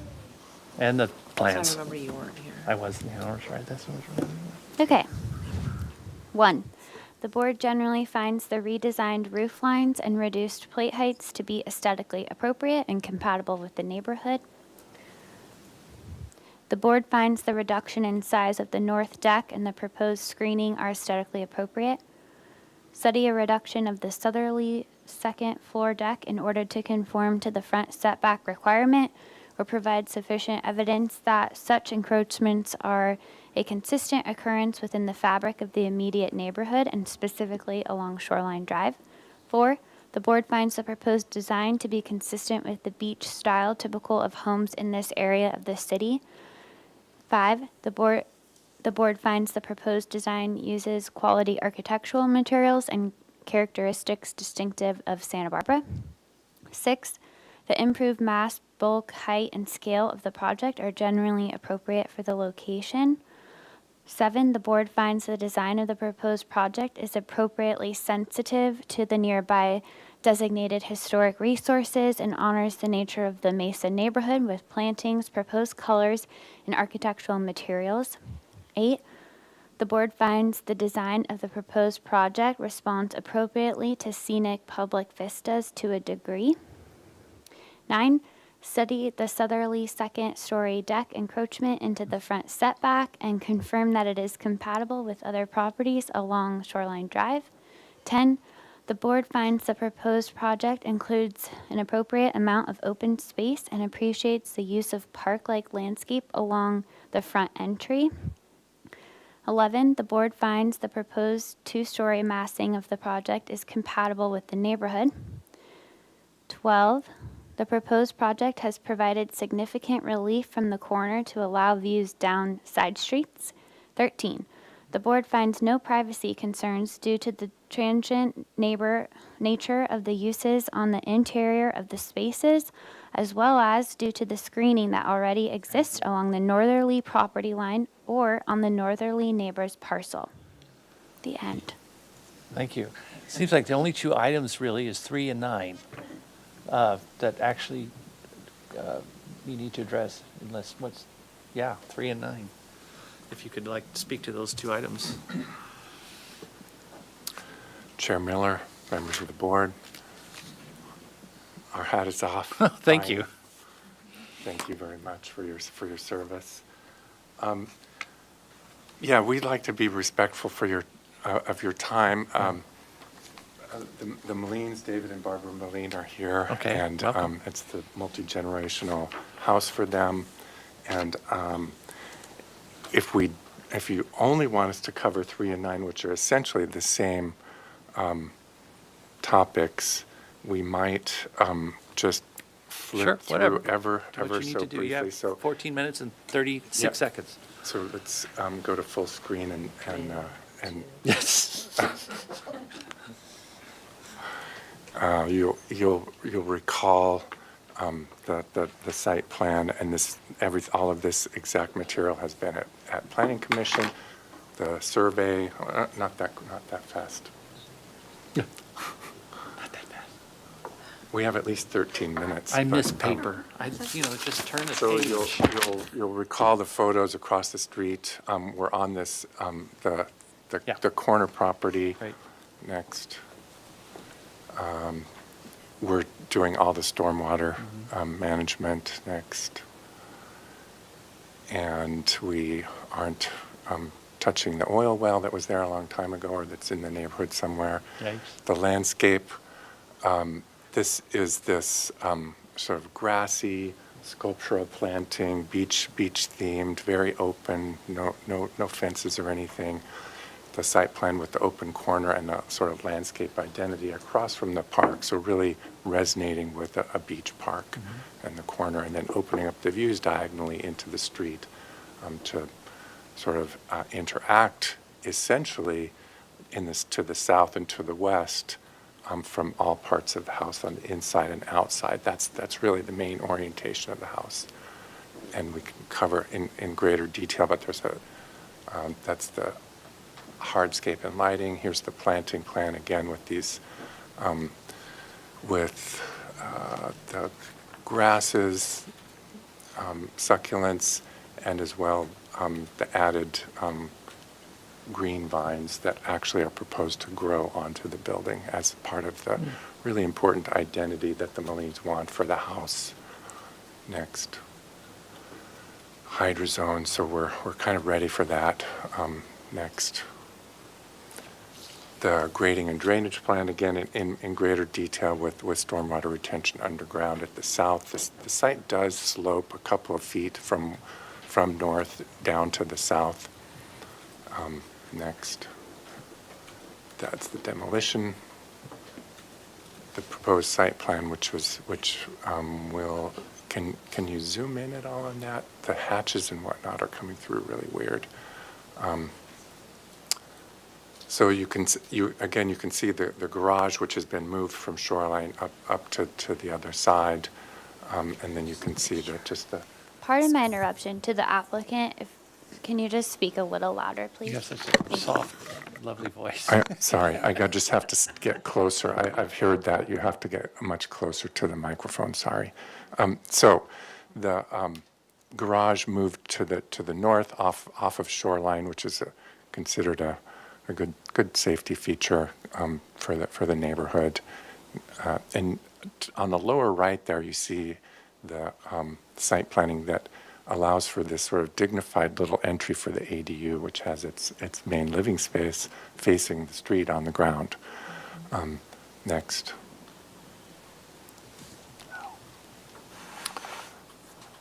This is pretty detailed here, but it's a planted wood slat fence that goes to the in essence to the east and to the north. If you then go to the next plan, which should be the basement, you'll see there's essentially, because there's a basement, then that we decided to that the Molines could have storage and mechanical on the north side under the garage. Then we've got the stairway coming down to a laundry and a powder room, and then you've got the downstairs bathroom and sleeping quarters, a light well stair, and a kind of like an office den at the lower floor for the ADU. Come to the ground floor, and you can see that entry to a central space. It's an upside-down beach house, so a classic with the bedrooms on the ground and the living spaces upstairs. Next, this is the second floor plan. The stair comes up to a little foyer, and again you can see the kitchen with sort of eat-in kitchen at the north, a little outdoor dining deck, the living area with an outdoor living deck at the south. And in all of these plans, just really, really extensive articulation in plan and section. Nothing upstairs lines up with anything downstairs, and everything in essence is wedding caking away from all four directions. So next. Again, very articulated in response to the SFDB, articulated at the roof level with the hip roofs, standing seam, little flat roof there in the middle that'll allow for discrete inclusion of photovoltaics, and then some little sort of like roof visor shade decks, shade canopies, very very small, that are planted as trellis, proposed as trellis. Next, here is you'll see we'll start with the bottom one is the south elevation with decks, wood slats. The entire palette for the house is in essence a wood slat rain screen, weathered wood. Everything about the house wants to have just a sort of a natural beach-like identity. Wood slats for the deck rails. And then so that's the south elevation facing shoreline. And again, you can see the articulation right and left, front to back. And then if we go to the next one, which is above that, which is the north elevation, that there's just been extensive discussion of this at SFDB and Planning Commission and with the neighbor. I do want to add that the Molines of our clients in these last many years have probably had more meetings and outreach with neighbors than any client ever. More than 20 meetings, and all of the neighbor relations have come to essentially a positive outcome except for one. And so this northerly relationship is a question, and we know that as late as last week, the Molines were still in talks with neighbors to the north and really doing their best to try to work things out. So the design of that north elevation steps, and the idea is that this planter acts as a buffer. The deck to the north really is there for access to this herb planter, and the planted wall and planting there really gives a planting identity to the street as well as to the north, to the neighbor side. The windows here, things that you asked us to respond to previously. On the left upstairs, you can see those windows. Those are 30-inch by 30-inch windows, one of which is in a powder room and one of which is in a hallway. Those are 20, how many feet from the property line? 25 plus feet. So 25 feet from the property line to that part of the house. and the sill is at 5'6". So they're really sort of at or above eye level for most people, and they're far away from the property line. The other window that you see there is the kitchen window, which relates to that sort of eat-in kitchen, and it's set back, and you'll see this in other sections. It's set back from the property with this buffering planter and the buffering narrow deck, which really is just an accent deck. Next.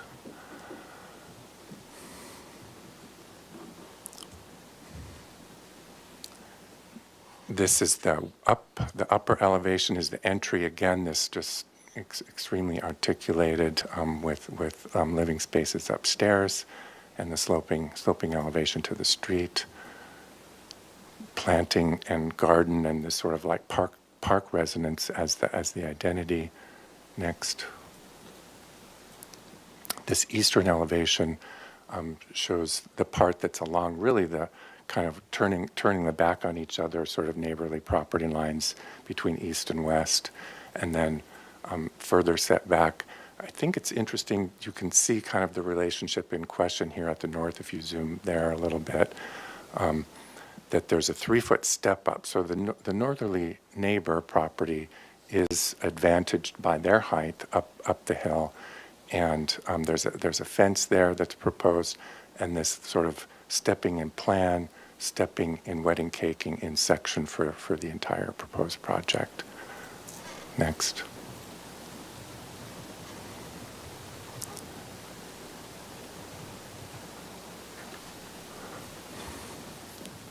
These street silhouette elevations were really just to show the rhythm and scale of for the neighborhood.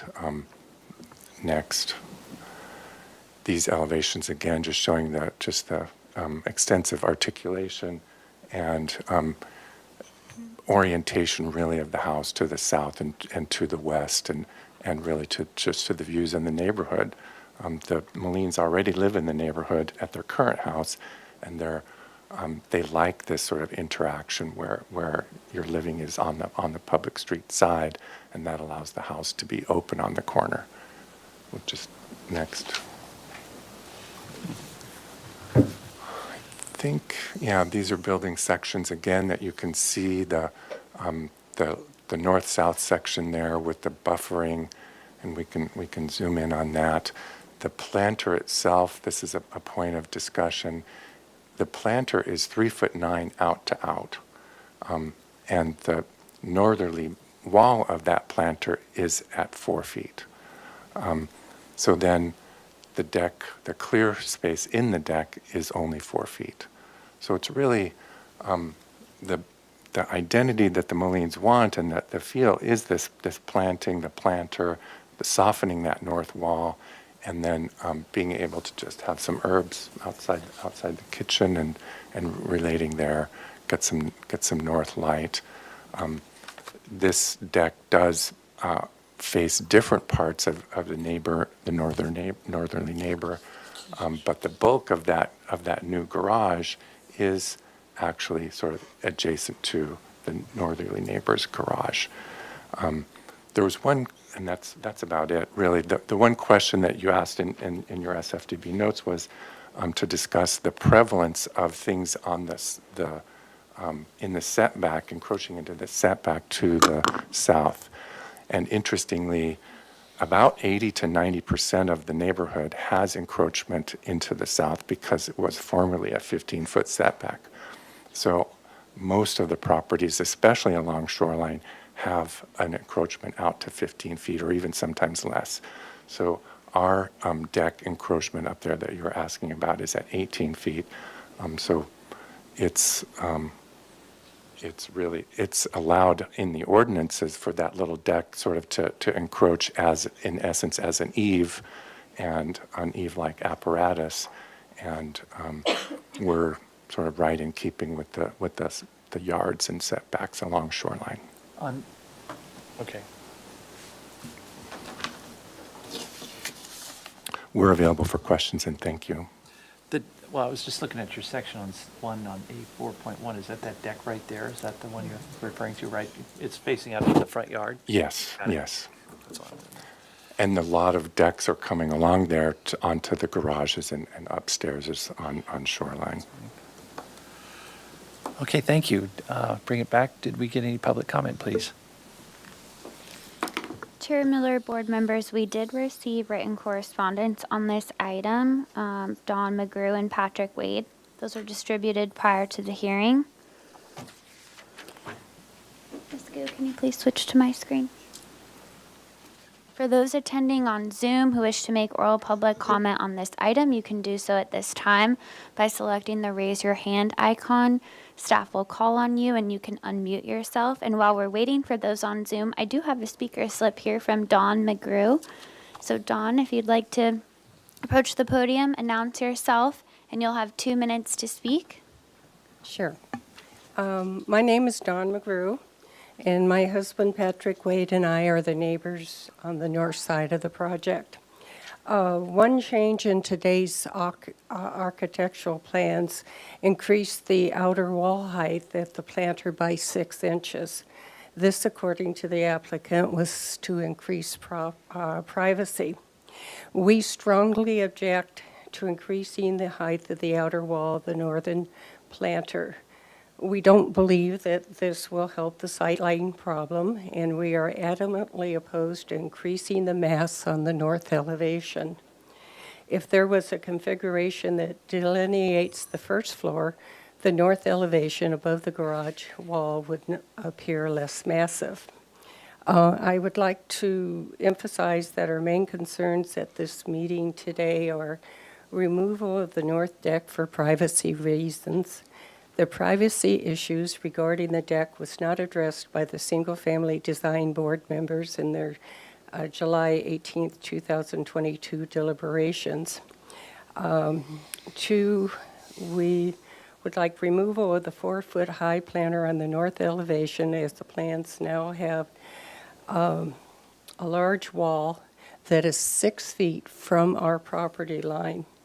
It would be an overwhelming sight from the interior of our home in our backyard. 3rd, the second floor window and door kitchen window and door need to be mitigated for our privacy. We trust that we have proven with photos in our exhibits that the 106 San Rafael Avenue garage is not a screening for privacy from the second floor kitchen window. And even though the use might be transitory, the sense of our privacy is not transitory. Thank you for your consideration. And I'm also available to answer any questions. Thanks, Don. Anyone else wishing to make oral public comment on this item? Okay. Let's check Zoom, Ms. Gu, please. Do you see any raised hands? No, I do not see any raised hands at this time. Thank you. Do you still have the one person on Zoom? So Patrick Wade, if you can hear us, now would be the time to make oral public comment on item number 3. Is he planning on making oral public comment? No, I spoke for the both of us. Okay, thank you for confirming. General or public comments closed. Back to you. All right. Well, thank you. I'll bring it back to the board for questions. Vice Chair Claus, please.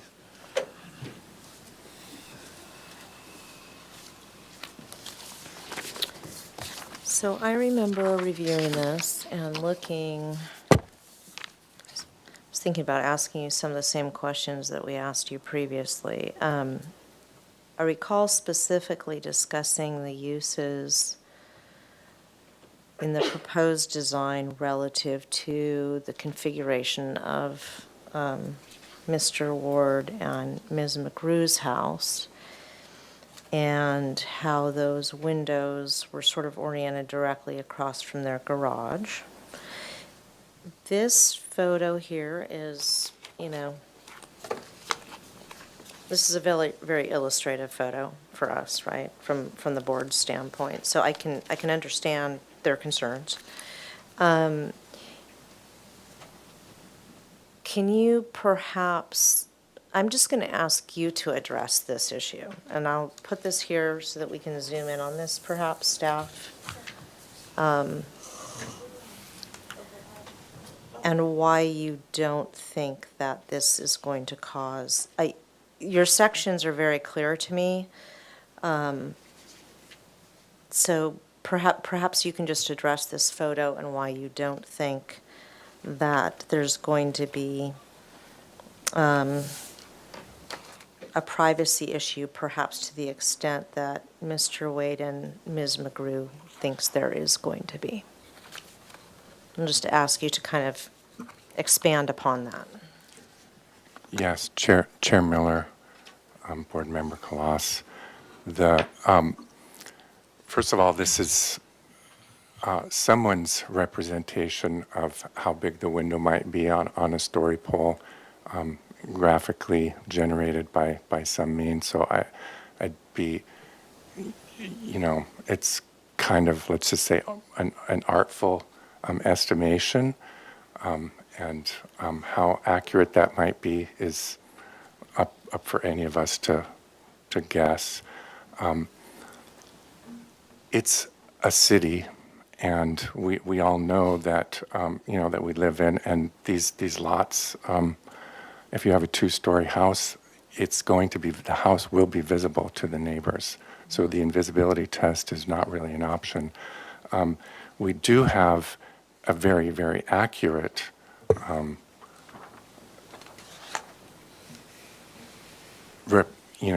study of how that section works and where that will be. So the distance actually from that bedroom window that you were talking about to the kitchen window is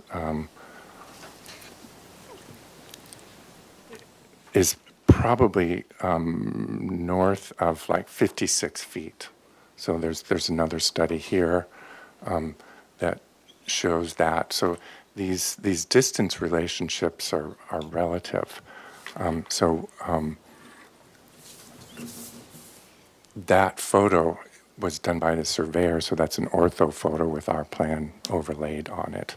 So the distances, for example, in that question, so I take a photo from my bedroom window, which is across a deck, a yard, and so forth.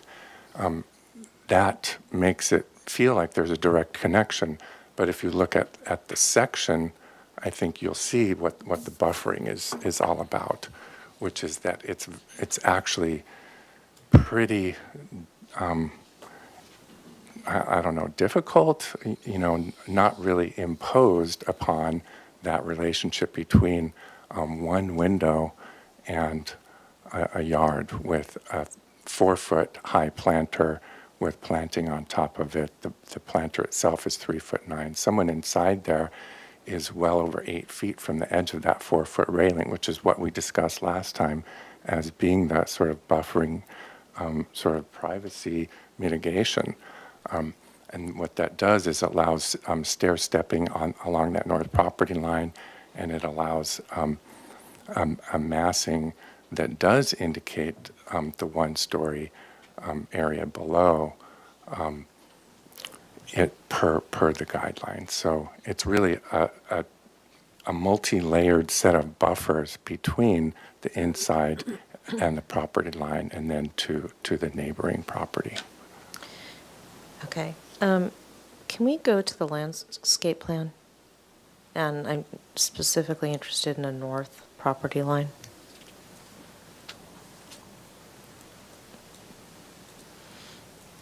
So you have this fence that you're proposing that's going to be built out or grown out green. How tall, so I'm seeing this fence here in section. It looks like there's a small retaining wall that picks up the change in grade between the parcels, and then you have maybe an 8-foot fence on top of that. Is that what's happening there? I'm Members of the conjecturing about board, the height of it. yeah, you could look in the section shows that pretty clearly. There's a 3-foot elevation grade on top of a masonry retaining wall there, and then a proposed. How tall is the actual fence to the north side? Do you know, Stefan? It's about 8 feet of grade. So 8 feet to the north side, And so there is a fence. That fence won't be, relating too much to this second story. Okay.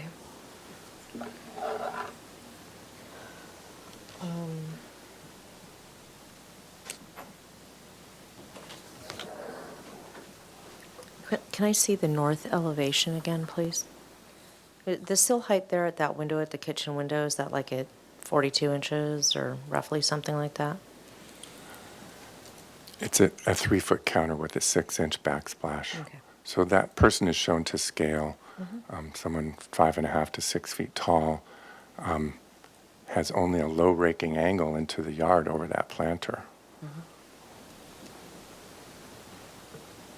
And the window that's on the very right, or furthest to the west on that elevation, what is that? Sort of a dining room, or what area in the house does that serve?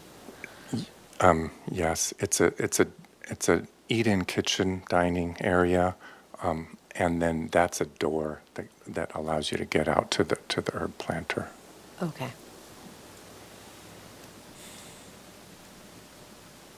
And then the two smaller windows that you said are, I think they're 2.0 by 2.0s, and the hill sill height is at 5'6". Those are the powder room and that sort of circulation space. Yes, and they're yet further away from everything, from the property line. Okay. Those are my only questions. Thank you. All right, thank you. Board Member Ari Kaling, do you have any questions, please? No questions, thanks. Board Member Klein, do you have any questions? No questions. Can you bring up the minutes again? I just want to go through them real quick. Oh, who keeps calling me?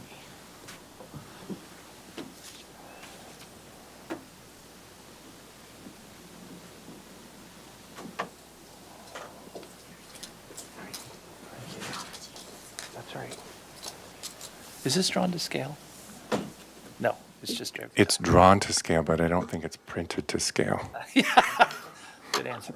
Okay, the hell, that was a waste of effort.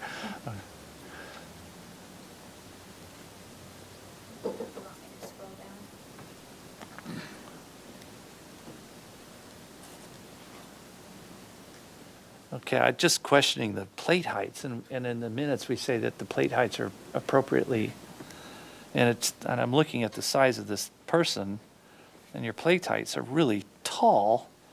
I mean, do you know what the distance is between here and here, the distance between here and here, and the distance between here and here? Chair Miller, yes, that's labeled on all of the drawings. Okay. So it's 11-foot floor to floor on the ground floor, and with a 1.5 to 2 feet for structural depth. That's a 9 foot 3 inch clear height on the ground floor, and then 9'3"? Yep. Oh. Yeah, and then upstairs is also 9'3". Is that right? Yeah.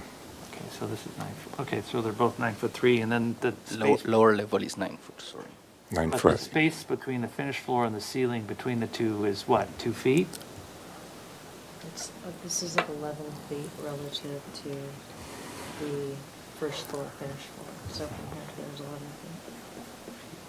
So normally you'd do 12 inches is a normal go to, but yours is a little higher. So you're literally 10 feet 3 inches ceiling. Could technically say 10 foot ceiling, 10 foot 3 ceiling height.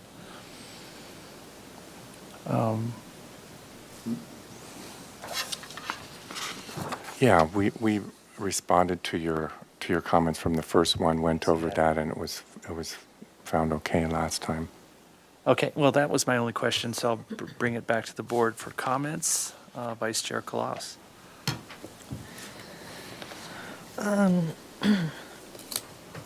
remember when this project first came in front of us, and it was kind of a shocker to me. I mean, I'll be perfectly honest with you. This was like, I think I made some comments probably on the record like, welcome to the future or something like that. And primarily because of the basement and the three-story nature of this house. The reality is that we're getting denser as a community, and it's causing struggles and heartaches for people who have been here for the last 50 or 60 or 70 years and are used to the more bucolic nature of our community. It's painful for us to watch the change. And so I empathize with the northerly neighbors. I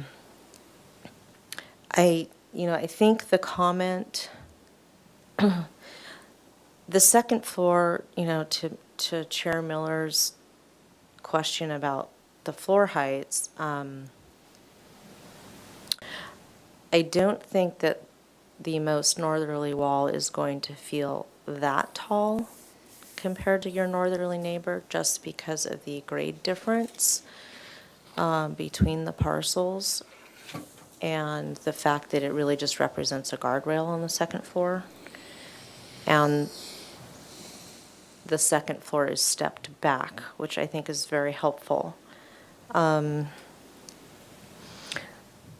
I'm personally less concerned about this sort of big wall than I am about, this, right? Or the perceived this. I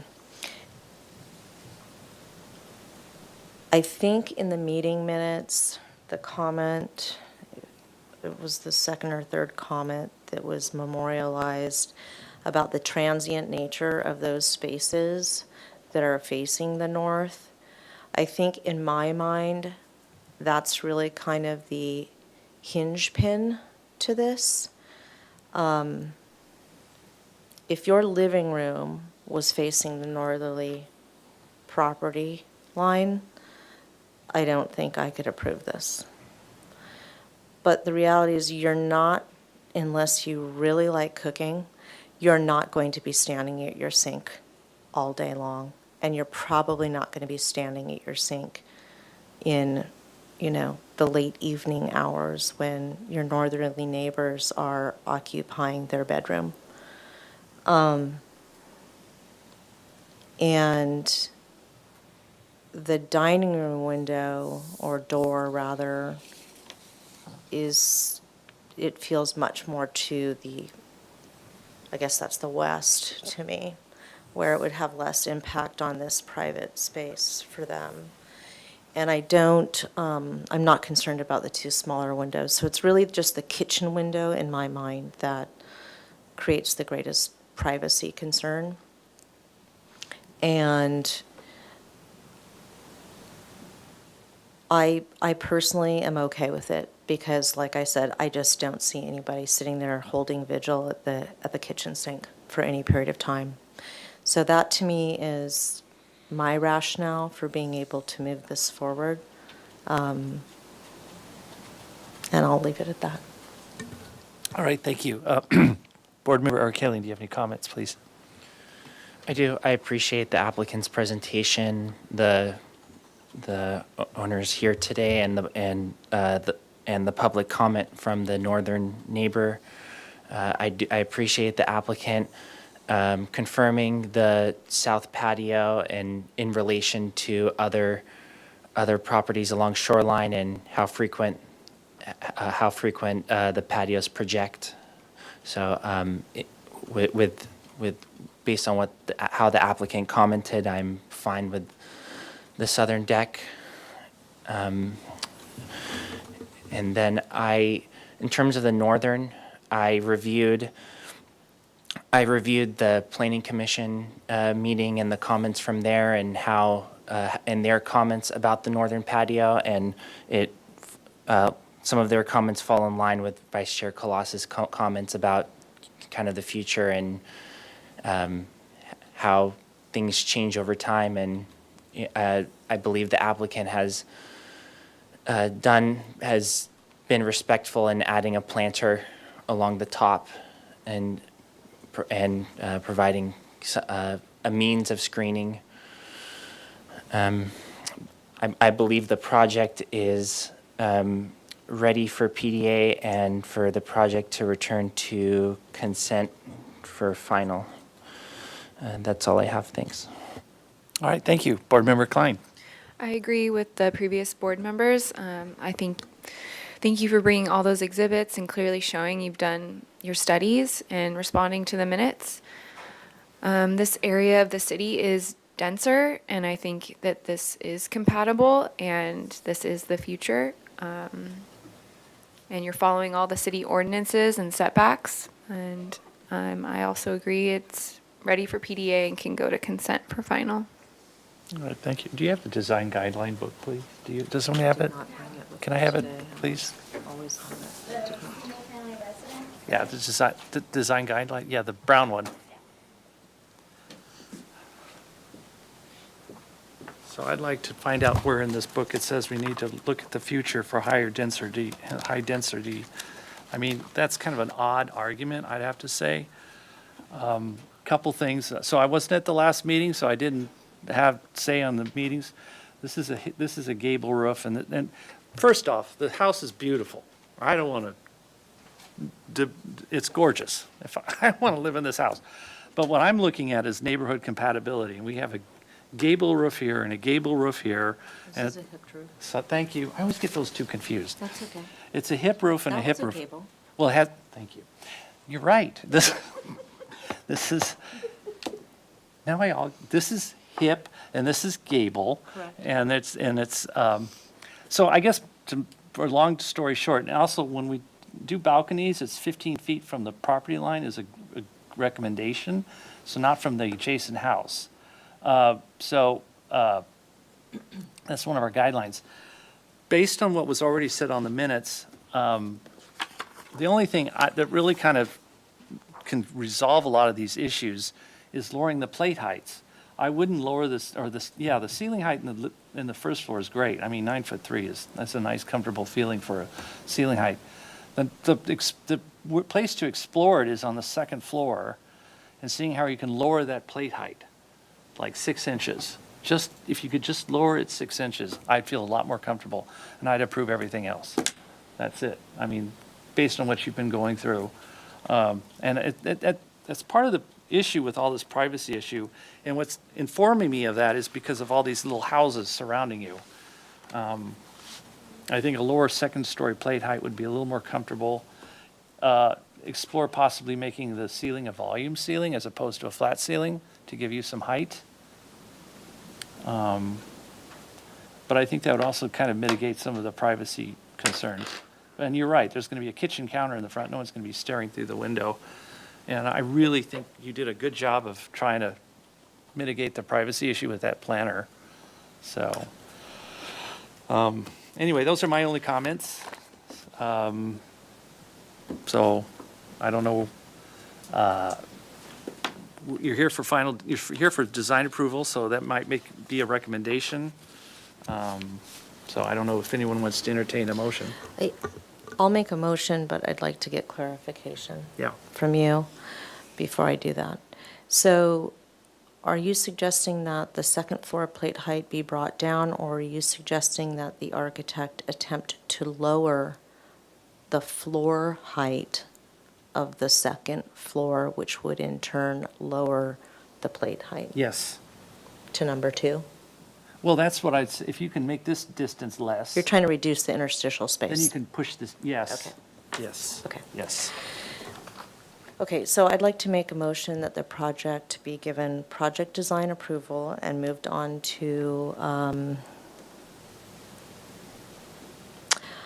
the consent calendar with the recommendation, with the strong recommendation that the applicant do everything possible to reduce the interstitial space between the first floor ceiling and the second floor finished floor by at least 6 inches in order to reduce the overall height of the northerly mass.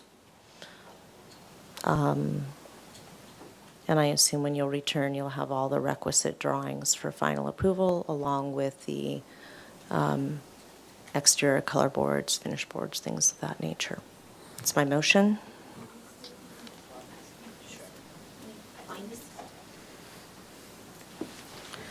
And if you could please be specific to project elements when Yep. making the findings.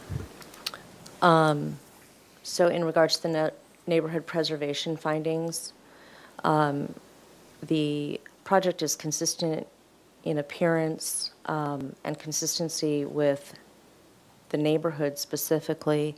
In the use of exterior materials, they're reflective of a beach quality project with the exterior wood rain screen. The architect has employed hipped roofs that are consistent with surrounding parcels.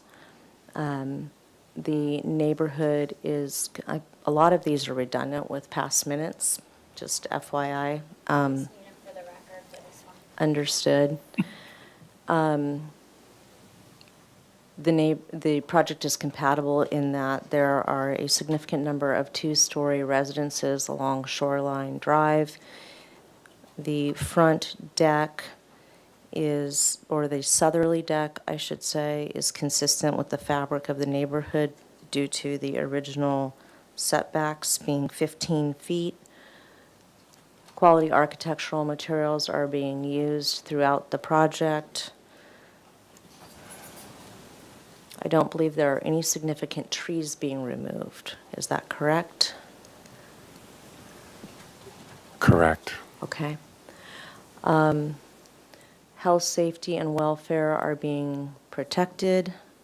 Stormwater guidelines are being followed as part of the project. Good neighborhood guidelines have been pursued to the greatest degree possible. The applicants have done significant work working with their neighbors to reach agreement to the greatest degree possible. There is significant fencing on both the east and north side of the properties in an effort to provide privacy. The northerly property line elevation has been stepped back, and a planter at the second floor deck on the north side has been provided to, in an effort to create additional screening. And public views have been preserved to the greatest degree possible, primarily through site planning that has allowed for significant relief from the corner. Thank you. Do I have a second?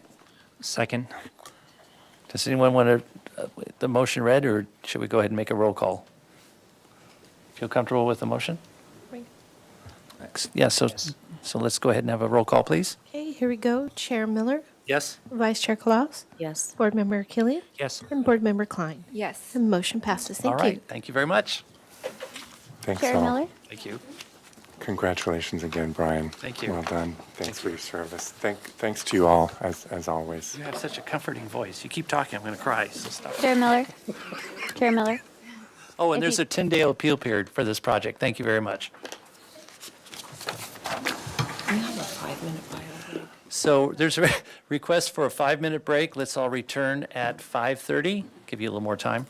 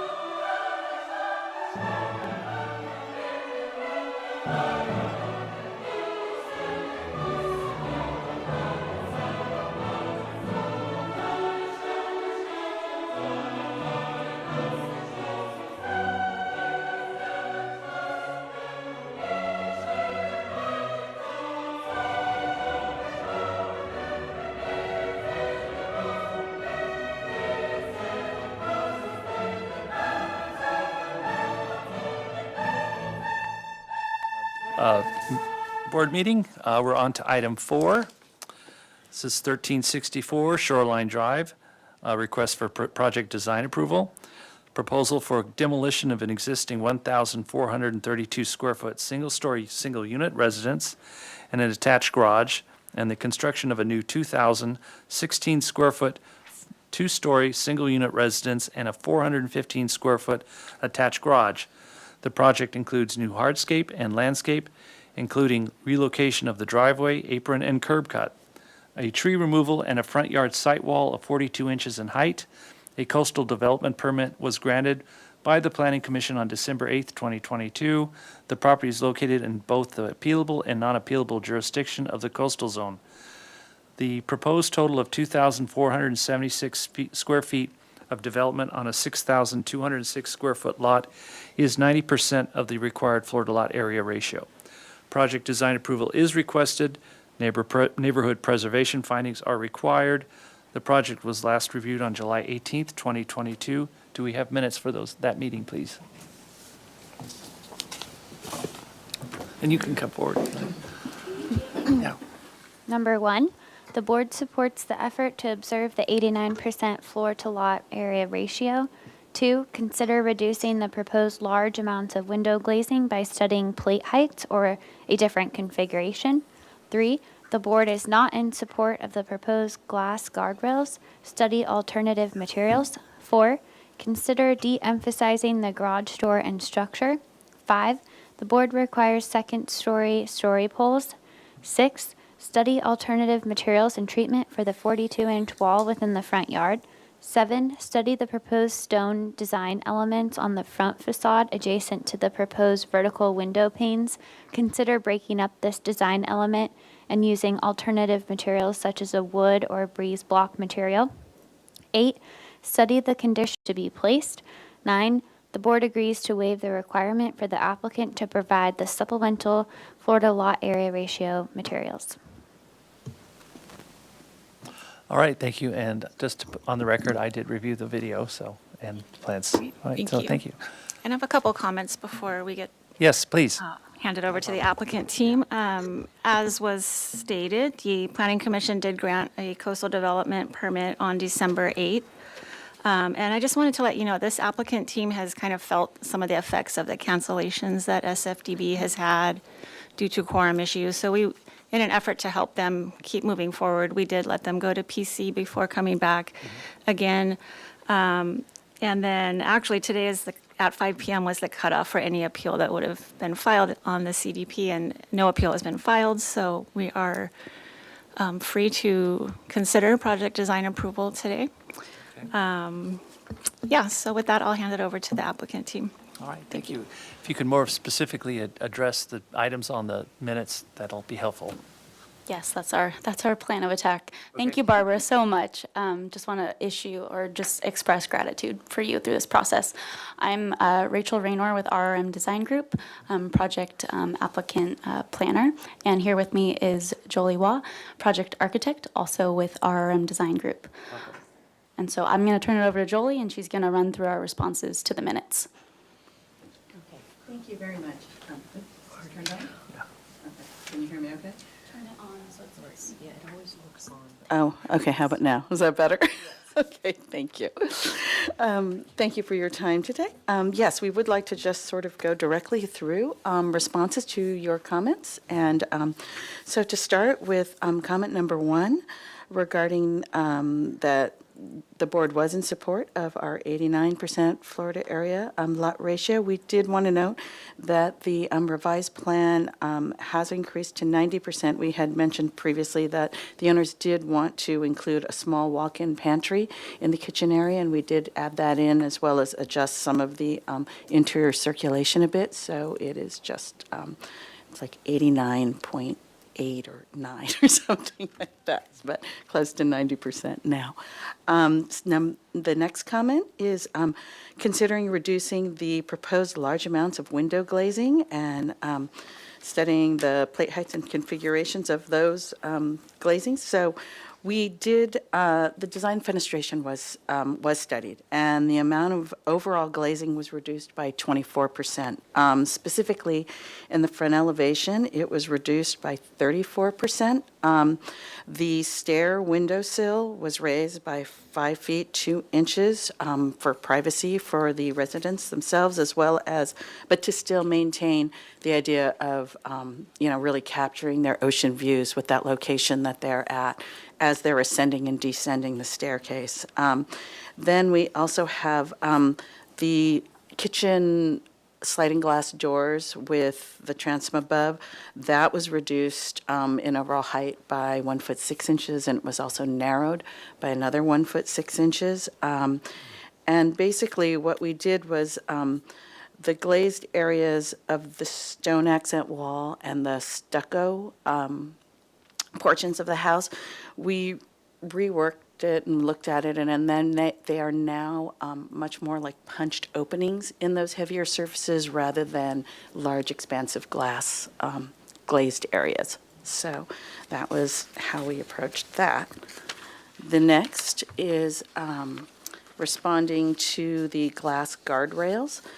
Basically, we took what the board had to say in consideration, and we have revised and changed those exterior railings to matte stainless steel uprights and handrail with horizontal stainless steel cables.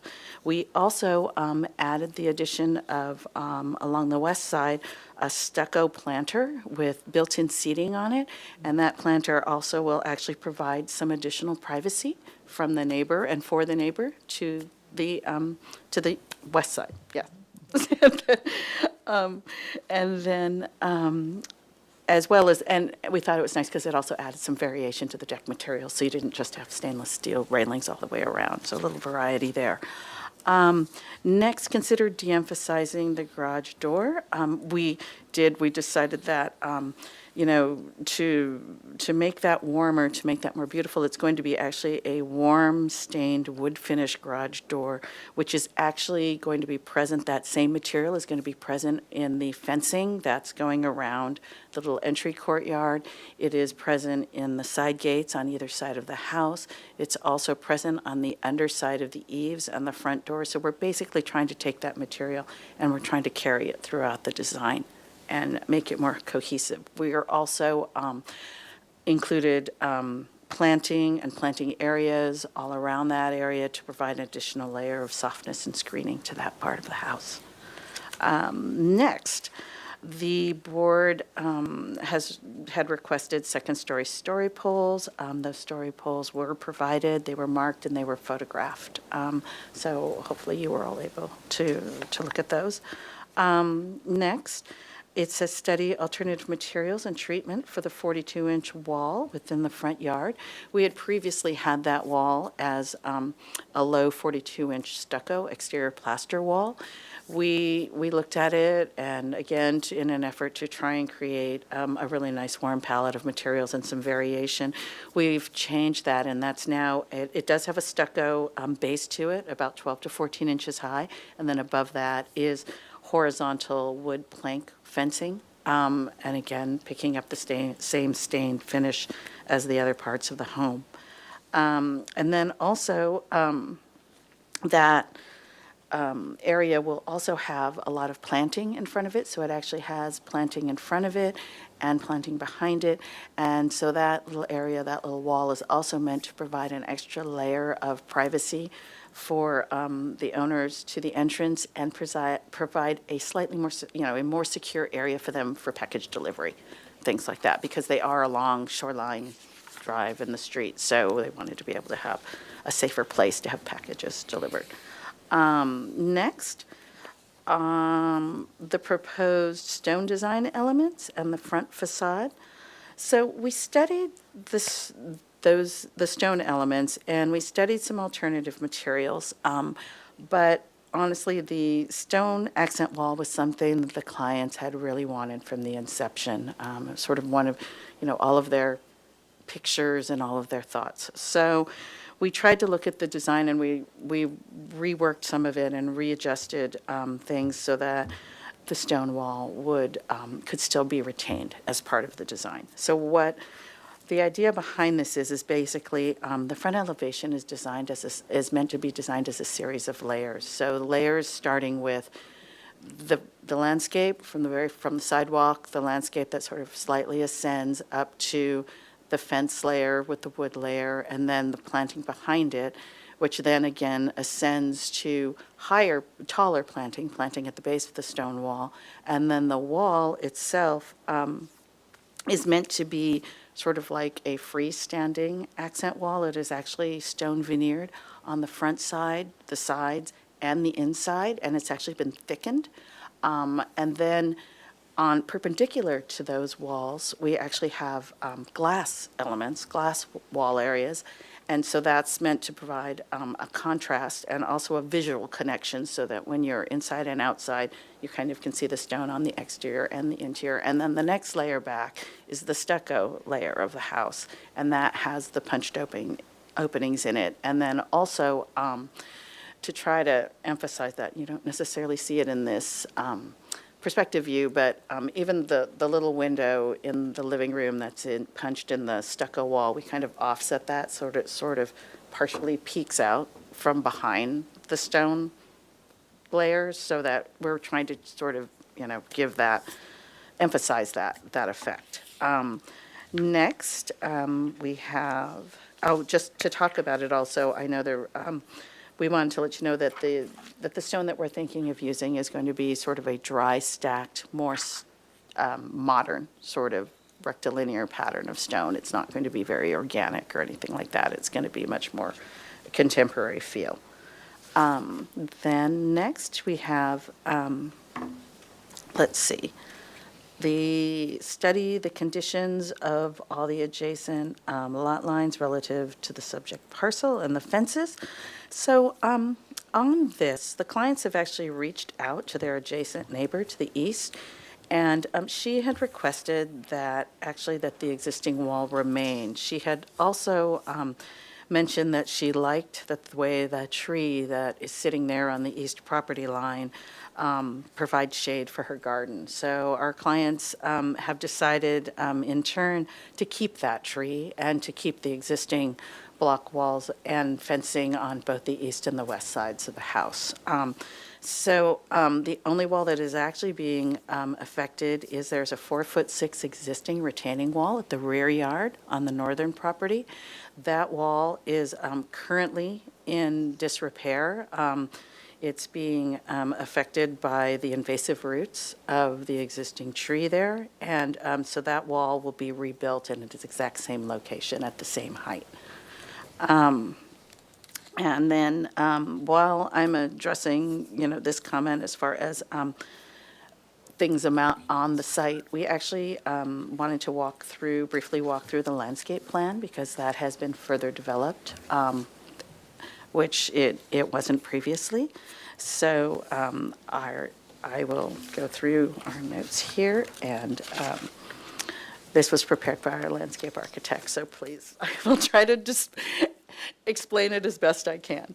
So the landscape design was thought as a series of outdoor rooms to serve as a functional extension of the architecture.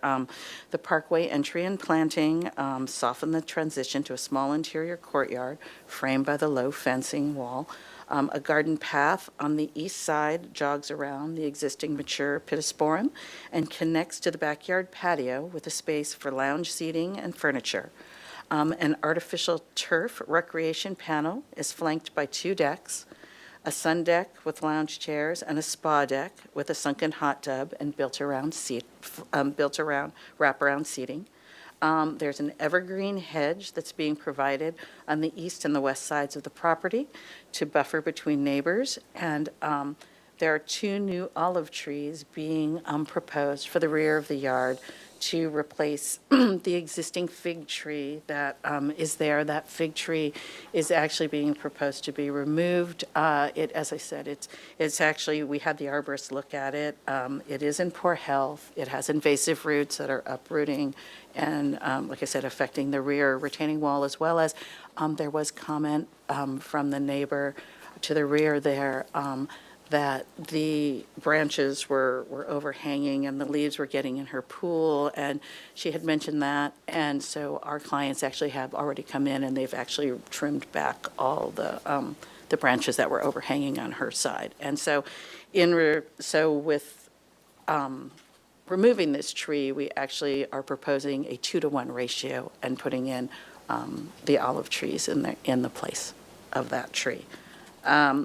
Then the artificial turf space is also, the owners have a number of grandchildren and children in the area, and so they wanted to provide a lot of spaces in the rear yard to be able to have family gatherings and bring their kids and their families over. A few key points. There is Mediterranean native planting and all low water use, meeting the state requirements. The artificial turf was proposed to minimize water use. The driveway at the front of the property is permeable. The mixed material entry is being softened by a lot of planting. There is a proposed arbutus tree out front that will be maintained at a 12 to 15-foot height to soften the architecture and won't disrupt the neighbor's view. The small tree, I guess, takes pruning well. And we did already, I think that is it. That is it for the landscape. And then I just wanted to note that a lot of this, there was just a really strong relationship of indoor-outdoor for the whole residence. All the bedrooms have large glass doors, not large, but glass doors that pocket into the wall. And so basically there will always be this sort of outdoor direct relationship from the rear yard elements to the front yard, as well as at the deck or on the front, which is meant to be really their main outdoor living space. And that's why, again, those doors actually pocket into the wall, and there will be that direct relationship with that outdoor deck and the main living spaces on the upper floor. And that's our presentation for answering your comments. All right, great. Thank you very much. Did we get any public comment? And do we have anything else you wanted to add as well? Okay. Ms. Gu, can you please pause the timer and switch over to my screen? Thanks. Chair Miller, board members, we did receive one written correspondence on this item from Martha Blackwell. So she provided a letter that was distributed to the board prior to the hearing. And for those attending on Zoom who wish to make oral public comment on this item, you can do so at this time. Please select the raise your hand icon. Staff will call on you and you can unmute yourself. And while we're waiting for those on Zoom, if anyone in the audience wishes to make oral public comment on this item, you can do so at this time. Seeing none. So Ms. Gu, do you see any raised hands on Zoom?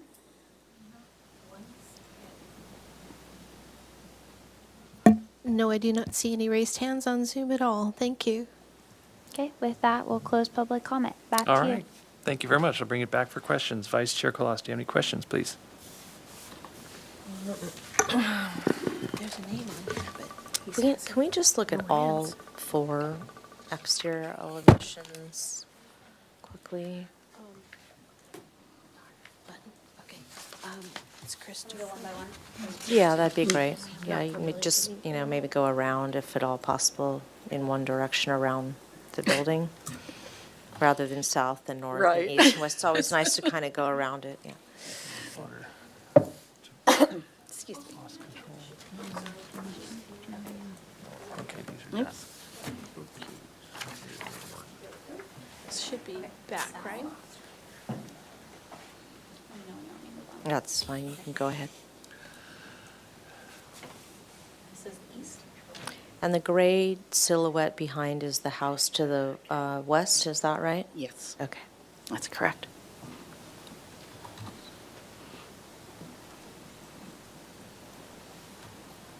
Okay.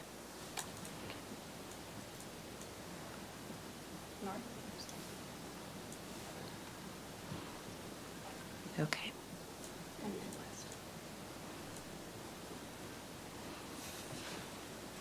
Yeah. Can you see the east elevation again, please?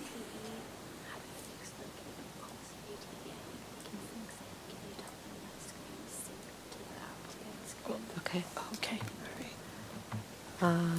Do you have the elevations from the previous iteration, from our previous meeting? Is this item 4 old plans? Yeah. Thank you. Take a look at those, We're having primarily problems the east and the south. The applicant and the planners' screens are synced together, and she can't get off of, the planner can't disassociate it. East? Okay, so yeah, so the, monitor sees what the window in the stairwell has been reduced in height significantly, right? Correct, yes. The whole, actually, bottom panel has actually been removed, so it's just upper, and so you can see it as you're, see the views as you're ascending down the stair, but there's a great deal of additional Okay. privacy between those. Okay. And then if we could look at the south elevation from the previous.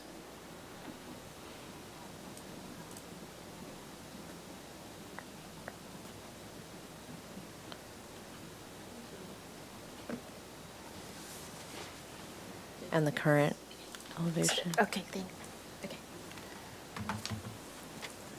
Okay. Zoom out just a little, please.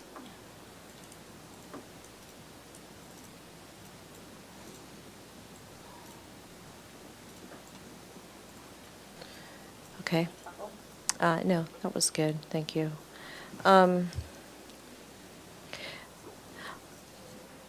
I really appreciate the reduction in the glazing. I think they're still going to have phenomenal views, and I think it helps a lot. And the guardrails are an improvement. I actually really like the west elevation. Oh, it's not comments. Sorry, stopping myself.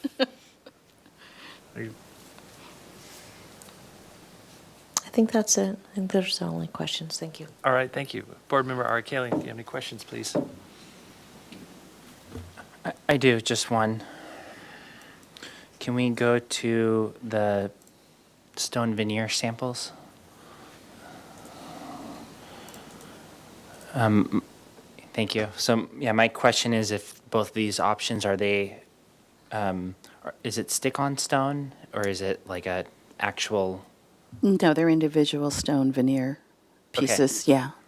So, yeah, we put both options as we're still in the process, and it will be somewhat economically related as well, but we're hoping for course. we're hoping for the real stone veneer. Sure. And then to clarify, in your presentation, you mentioned, you're going more for the modern, the contemporary option for the stone.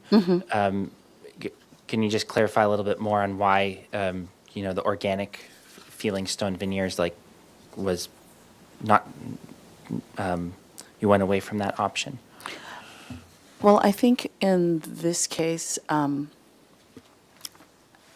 of it is actually partially client-driven. They really did want something that felt a lot more contemporary, and then also, just even though there's a strong contrast, if we were to do an organic sort of pattern there, that we felt that we could also achieve that by using something that has a little more texture, like we've done here, but still retain that the more rectilinear and modern and the stacked stone feel. I think the idea of having that stacked stone effect was something that we really wanted to try and achieve. Thanks so much. That's all I have. I saw the videos. What is the plate heights of the house? Like the first floor to ceiling height? The first floor to ceiling is 9 feet. And what's the second floor? The second floor to ceiling at the great room area is 9'6", and then as it raises above the kitchen and the dining area, it is, is that the new 12 one? feet, too? 12 feet 2, yeah. The color of the plaster that you have, is it to match the adjacent Spanish house? No, it's meant to actually, it might be a little bit warmer than that. The slide looks a little light compared to the color that we actually, is it on the color board? Oh, I see. It's a little more creamier, a little more ecru color. It's supposed to be a warmer tone. Got it. Okay, those are my only questions, so I'll bring it back for comments. Erin have any questions? Oh, I apologize. Oh, my God. I'm sorry. You don't have any. See, I knew that. Exactly. Vice Chair Claus, do you have any comments, please?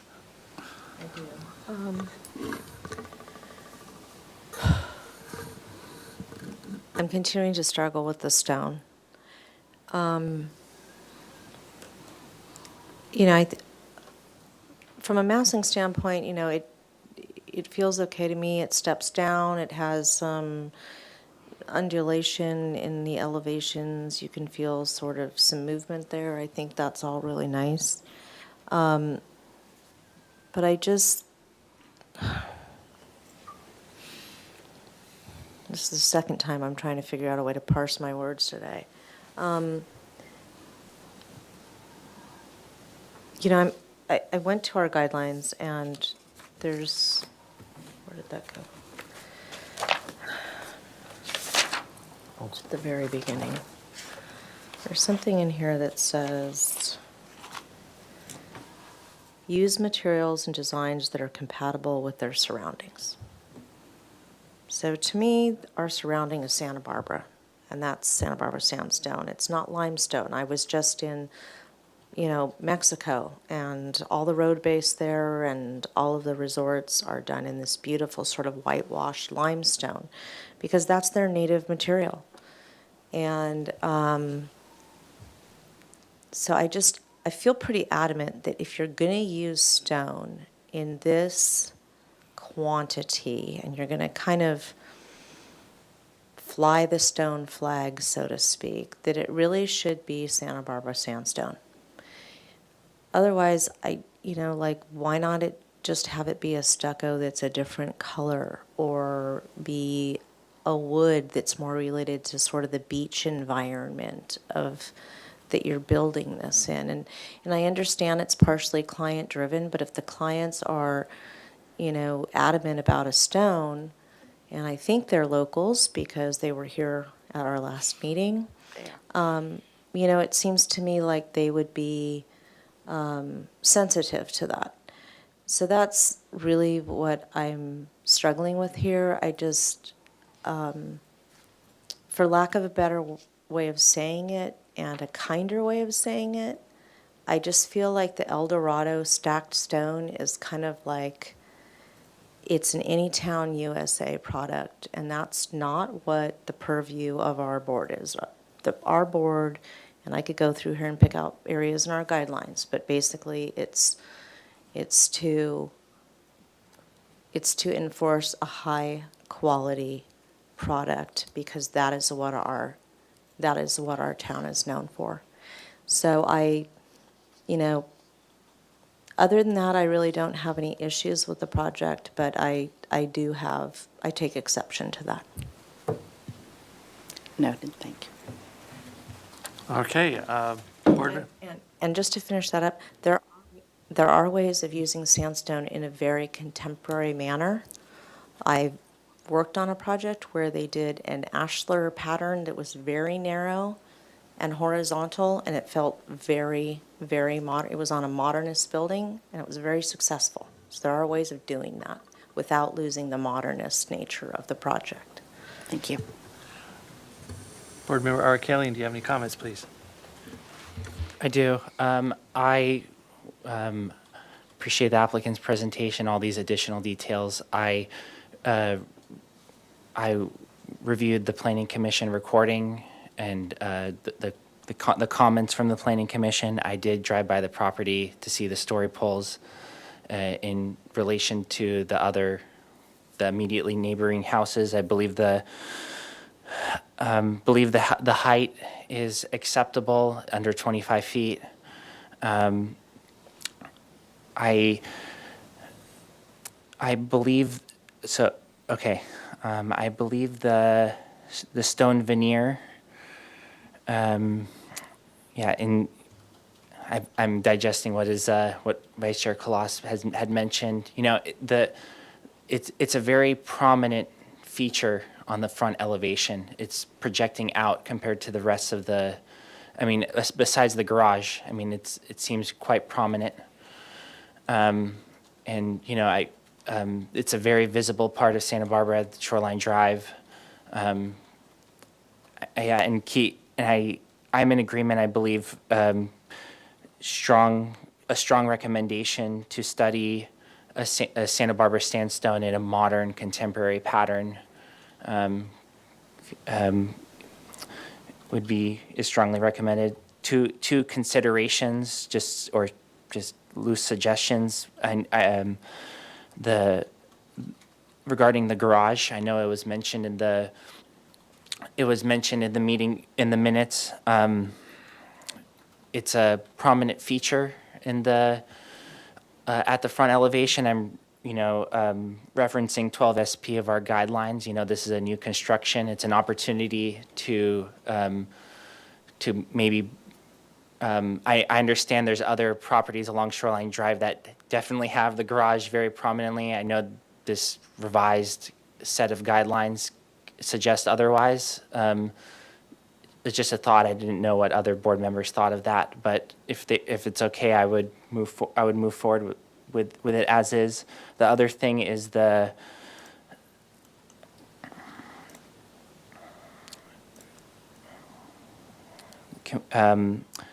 east elevation glazing at the stairwell. I would suggest it be reduced a bit further, just in respect to compatibility with other two-story elements, but just a suggestion. I want not a strong must on my end. That's all I have. Thanks. All right, thank you. Board Member Klein, do you have any comments, please? Yes, I appreciate the sensitivity of the neighbors and communicating with them and keeping the tree and the walls. I think the mass, bulk, and scale fits and is compatible with the neighborhood. I think the changes to the front wall becoming a fence and the garage and the cable rail are all great improvements and responses to the minutes. I agree that the stone should be Santa Barbara sandstone on Shoreline Drive. It's very visible and very Santa Barbara. I also agree that linear would look really nice with the modern. You know, if it's cost prohibitive, nice stucco would look nice as well. The landscape plan is nicely laid out and all the plants are very appropriate. And those are my comments. All right, thank you. So the plaster is plaster, right? Smooth trowel It's a finish. smooth trowel, So Santa that would Barbara be like type plaster. Perfect. When I was watching the video, I don't know, are you familiar with this book? This is like our Bible. Yes. And it's quite specific. And what frequently happens, I notice with architects, is they cherry pick the houses and kind of what the guidelines are. You want to pick the houses right next door or across the street as your guidelines. However, when the client wants something really modern, nothing matches, and you're kind of stuck between how do I negotiate to satisfy my client and adhere and comply to neighborhood compatibility issues. The reason I bring that up is I noticed you've got a Spanish colonial house on the one side and a little California cottage on the, so now you have this modern, which might be kind of fun, you know, because it's like 2-3 different styles and that, you know, you can make. So I think the suggestions that the board has made is really good. One of the ways to do it is to have this smooth tile plaster, Santa Barbara sandstone, reduce the windows so they're a little more traditional. I always tend to want to lower the plate heights to kind of make it a little more diminutive, since you don't want to compete with the different styles. And I think that's about all you can do, really, basically, other than, to comply with compatibility issues with the surrounding neighborhood. The size, bulk, and scale is fine.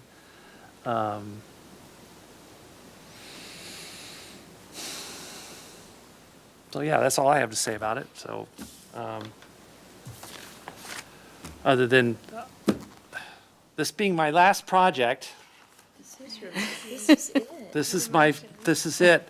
I just want to say that if all architects in town had this book and read it and studied it and knew it really well, it'd make their life so much easier when they go before our board, because you could say, well, based on this, and, bam, it goes through really quick. So anyway, that's what I have to say about that. But those are my only comments. I don't want to say any more about that.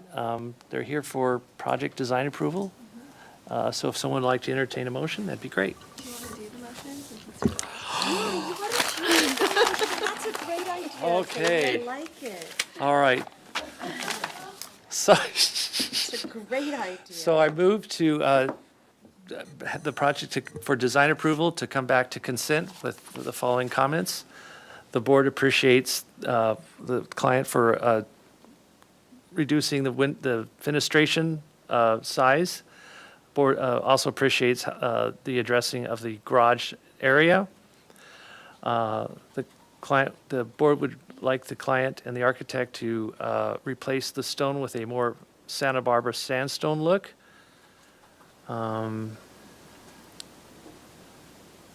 Look at possibly also lowering the second-story plate heights.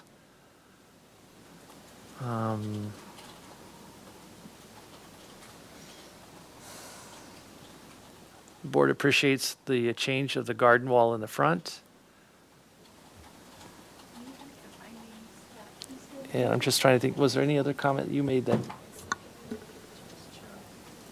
There was one comment about the easterly window in the stairwell that Mr. Arakelian made. I think if it were narrowed, it would help. So- Not necessarily the height of it, but it has there's nothing receiving it on either side, and I think that's. And study narrowing the window on the easterly elevation. And also, the consistency and appearance of the proposed development is consistent with the scenic character of the city and will enhance the appearance of the neighborhood. The compatibility of the proposed development is compatible with the neighborhood in size, bulk, and scale, and is appropriate to the site and neighborhood. Quality architecture and materials of the proposed building and structures are designed with quality architectural details. The proposed materials and colors maintain the natural appearance of the ridgeline or hillside.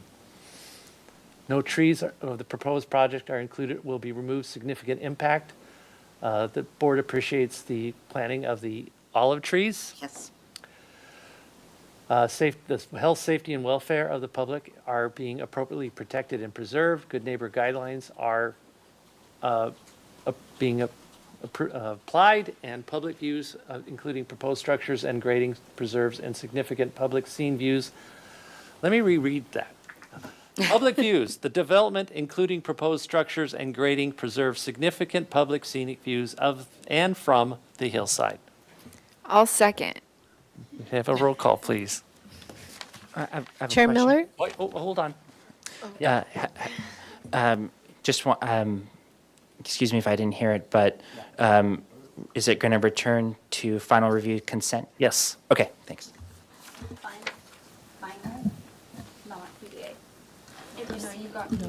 So they're Okay, I granting didn't quite- PDA. That was a point of Yeah, you got clarification. PDA. You're going for final, yes. Okay, Chair Miller, Yes. Vice Chair Claus. Could we have the section on the sandstone read back before I weigh in? I'd just like to hear the words. Miss Goo, I have replaced the stone, the proposed stone, with a Santa Barbara sandstone look. That's what I have. Do That you the want board to add? strongly I'd like to strike recommends. I'd like to strike the word look. Oh, okay. The board strongly suggests replacing the stone with the Santa Barbara sandstone as an alternative. Is that acceptable to the maker of the motion? Yes. Okay, then yes. I'll second again. Chair Miller, Yes. Vice Chair Claus, Yes. Board Member Arkelian, Yes. Board Member Klein. Yes. And the motion passes. Thank you. All right, thank you. And there is a 10-day appeal period for this project. Thank you very much. Thank you. Thank you very much. Yay. Would you like to get up, take a bow? No. Thank you. That concludes our single-family design board for December 19th, 2022. Thank you very much.